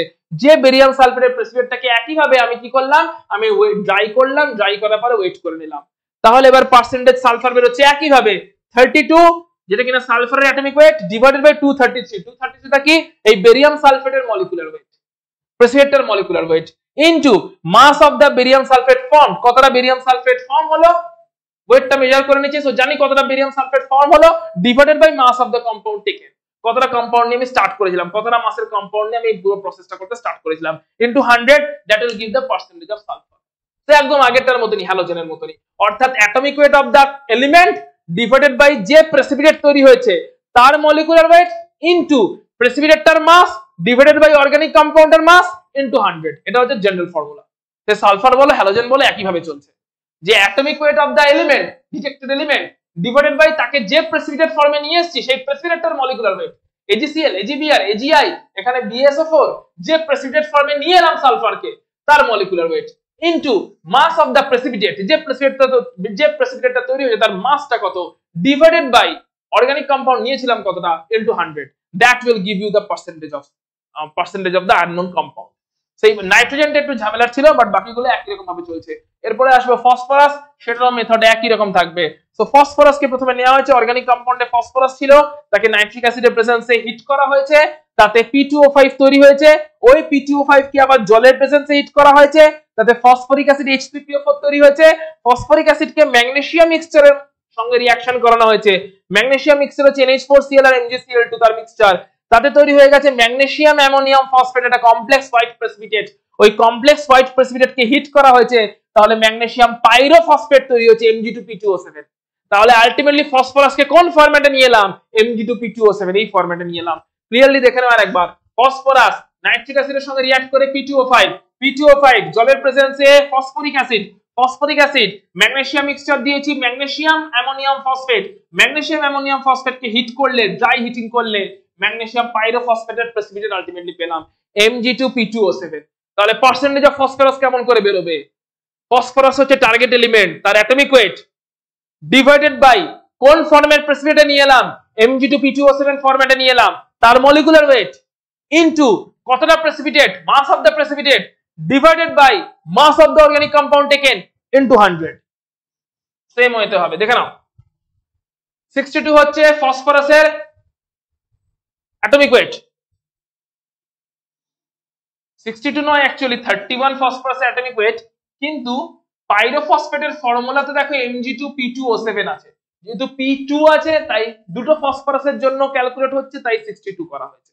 যদি atomic weight of phosphorus is 31, কিন্তু যে ফরম্যাটটাতে আমি প্রেসিপিটেটটা পেলাম that is Mg2P2O7 magnesium pyrophosphate, ওখানে Mg2P2O7 দুটো ফসফরাস আছে বলে অ্যাটমিক ওয়েটটাকে 2 দিয়ে মাল্টিপ্লাই করে নেওয়া হয়েছে, যাতে ক্যালকুলেশনে এরর না তৈরি হয়। সো 31 * 2, 2টা কারণ, 2 এর কারণটাই হচ্ছে যে ফরম্যাটটাতে আমি প্রেসিপিটেট পেয়েছি সেই ফরম্যাটটাতে ফসফরাস দুটো ছিল, তাই 2 ইনটু দ্য এলিমেন্টের atomic mass that is 62 divided by 222। 222 কি, এই পুরো কম্পাউন্ডের molecular weight into mass of the precipitate magnesium pyrophosphate divided by mass of the organic compound কতটা নিয়েছিলাম into 100। So that will give the ফসফরাসের মাস। পরে থাকে খালি অক্সিজেনের পার্সেন্টেজ কেমন করে বেরোবে, যতগুলো এলিমেন্ট বেরিয়ে গেল সবকটা এলিমেন্টের পার্সেন্টেজকে অ্যাড করো, 100 থেকে মাইনাস করো, অক্সিজেনের পার্সেন্টেজ বেরিয়ে যাবে। কার কার কোথাও অসুবিধা আছে জিজ্ঞেস করো, প্যাকআপ হয়ে গেছে জিনিসপত্র। একটুখানি স্টাডি ম্যাটেরিয়ালটা ফলো করবে, আমি যে নোটসটা দেবো সেটা একটু ফলো করবে, গ্রুপে পাঠিয়ে দেবো আজকে, একটু ফলো করে নেবে, নিজের খাতায় পুরোটা লিখে নাও, তাহলেই পুরো জিনিসটা রেডি হয়ে যাবে। পুরোটা লেখা হয়ে গেলে একটু ফিগারগুলো ফলো করে নিও, বইটা থেকে তাহলে ফিগারটা ফলো করে পড়ার দরকার নেই, জাস্ট ফিগারটা ফলো করলে একটু বুঝতে সুবিধা হবে কেমন করে স্টেপ বাই স্টেপ প্রসেস গুলো হচ্ছে। দিয়ে সবটা পড়া হয়ে গেলে বইতে 3-4টা দেখবেন নিউমেরিক্যাল আছে, ইজি নিউমেরিক্যাল, যেরকম ফর্মুলা অ্যাকর্ডিং এর ডেটা দেওয়াই আছে, জাস্ট ফর্মুলাতে ডেটাটা পুট করা, ডেটাটাকে আইডেন্টিফাই করা, ফর্মুলাতে পুট করা, আনসার বার করা, ইজি নিউমেরিক্যাল থাকবে এখানে। তো একটু প্র্যাকটিস করে নেওয়ার দরকার আছে। কারোর কোথাও অসুবিধা থাকলে এই অবস্থায় বলে, কারোর কোথাও যদি অসুবিধা, প্রত্যেকে একটু বুঝতে পেরেছো কিনা আমাকে রেসপন্স করে বলো। অদ্রিজা ক্লিয়ার পুরোটা? অদ্রিজা, সৌমিতা? हाँ सर। সৌমিতা, আরণ্যক, हाँ सर। ওকে, हाँ নন্দিনী, सर क्लियर। নন্দিনী, हाँ सर क्लियर है। ওকে, দেবারতী, হ্যাঁ স্যার। ওকে, সৌম্যজিৎ, हाँ सर। বিভাসেন্দু, হ্যাঁ স্যার। ওকে, চৈতি, চৈতি, লোহিতাক্ষ, হ্যাঁ স্যার। ওকে, ঐশী, ঐশী, হ্যাঁ স্যার। Okay fine. তাহলে প্রত্যেকের মোটামুটি ক্লিয়ার হয়েছে, সৌম্যজিতেরও ক্লিয়ার হয়েছে। রনিত, রনিত, রনিত কোথায়? রনিত, हाँ सर। Okay fine. তাহলে সববারে আশা করি ক্লিয়ার হয়েছে পুরো জায়গাটা। আমি ক্লাস নোটটা তো পাঠিয়ে দেবো, আজকে রাতের মধ্যেই পোস্ট করে দেবো। আর স্টাডি মেটেরিয়ালটাও, এটার যেটা নোটসটা বললাম সেটাও পোস্ট করে দেবো। এর আগের পার্টটা একটু এনসিইআরটির বই থেকে রিডিং করে নিও, যারা লাস্ট ক্লাসটা সামাও মিস করেছিলে এনসিইআরটির বই থেকে পিউরিফিকেশনের পার্টটা করে নিও, কোথাও অসুবিধা হলে আমাকে ক্লাসে জিজ্ঞেস করে নিও। আর নেক্সট উইকে নর্মাল ক্লাসেস থাকছে, যার যেরকম শিডিউল আছে সেখানে ক্লাসেস থাকছে। তবে আমি নেক্সট উইকে প্রত্যেকটা ক্লাসে একটা এক্সাম নেওয়ার অ্যানাউন্সমেন্ট করব, সেটা আমি প্রত্যেকটা ক্লাসে করেসপন্ডিং ক্লাসে করে দেবো, যে ফার্দার একটা এক্সাম আমরা পুজোর আগে একটা এক্সাম কন্ডাক্ট করব। সেই এক্সামটাতে কি সিলেবাস থাকছে না থাকছে সেটা আমি করেসপন্ডিং ক্লাসে বলে দেবো, বা গ্রুপেও মেসেজ করে দিতে পারি। সো রেগুলার নর্মাল ক্লাসে তোমাদের সঙ্গে নর্মালি দেখা হচ্ছে। আর এইটা ক্লাস নোট যেগুলো পাঠিয়ে দেবো সেগুলো ফলো করে নাও। ইজি জায়গাটা এখানটা, কোয়েশ্চেন অত আসে না। স্কুলে তো অনেক স্কুলে বলেই দিয়েছে, হরিয়ানাতে যেমন বলে দিয়েছে কোয়েশ্চেন দেবে না। তো কোয়েশ্চেন ইউজুয়ালি অতটা আসে না, বাট স্টিল যদি আসে বাই চান্স বা অ্যানুয়ালও যদি আসে, তার জন্য রেডি হওয়ার জন্য ইজি জায়গাটা একবার করে নাও, তাহলে আর অ্যানুয়াল পর্যন্ত রিভিশন করতে লাগবে না। ঠিক আছে, সো আজকে ক্লাসটা এখানে আমরা শেষ করছি। নর্মাল রেগুলার ক্লাসে তোমাদের সঙ্গে দেখা হচ্ছে।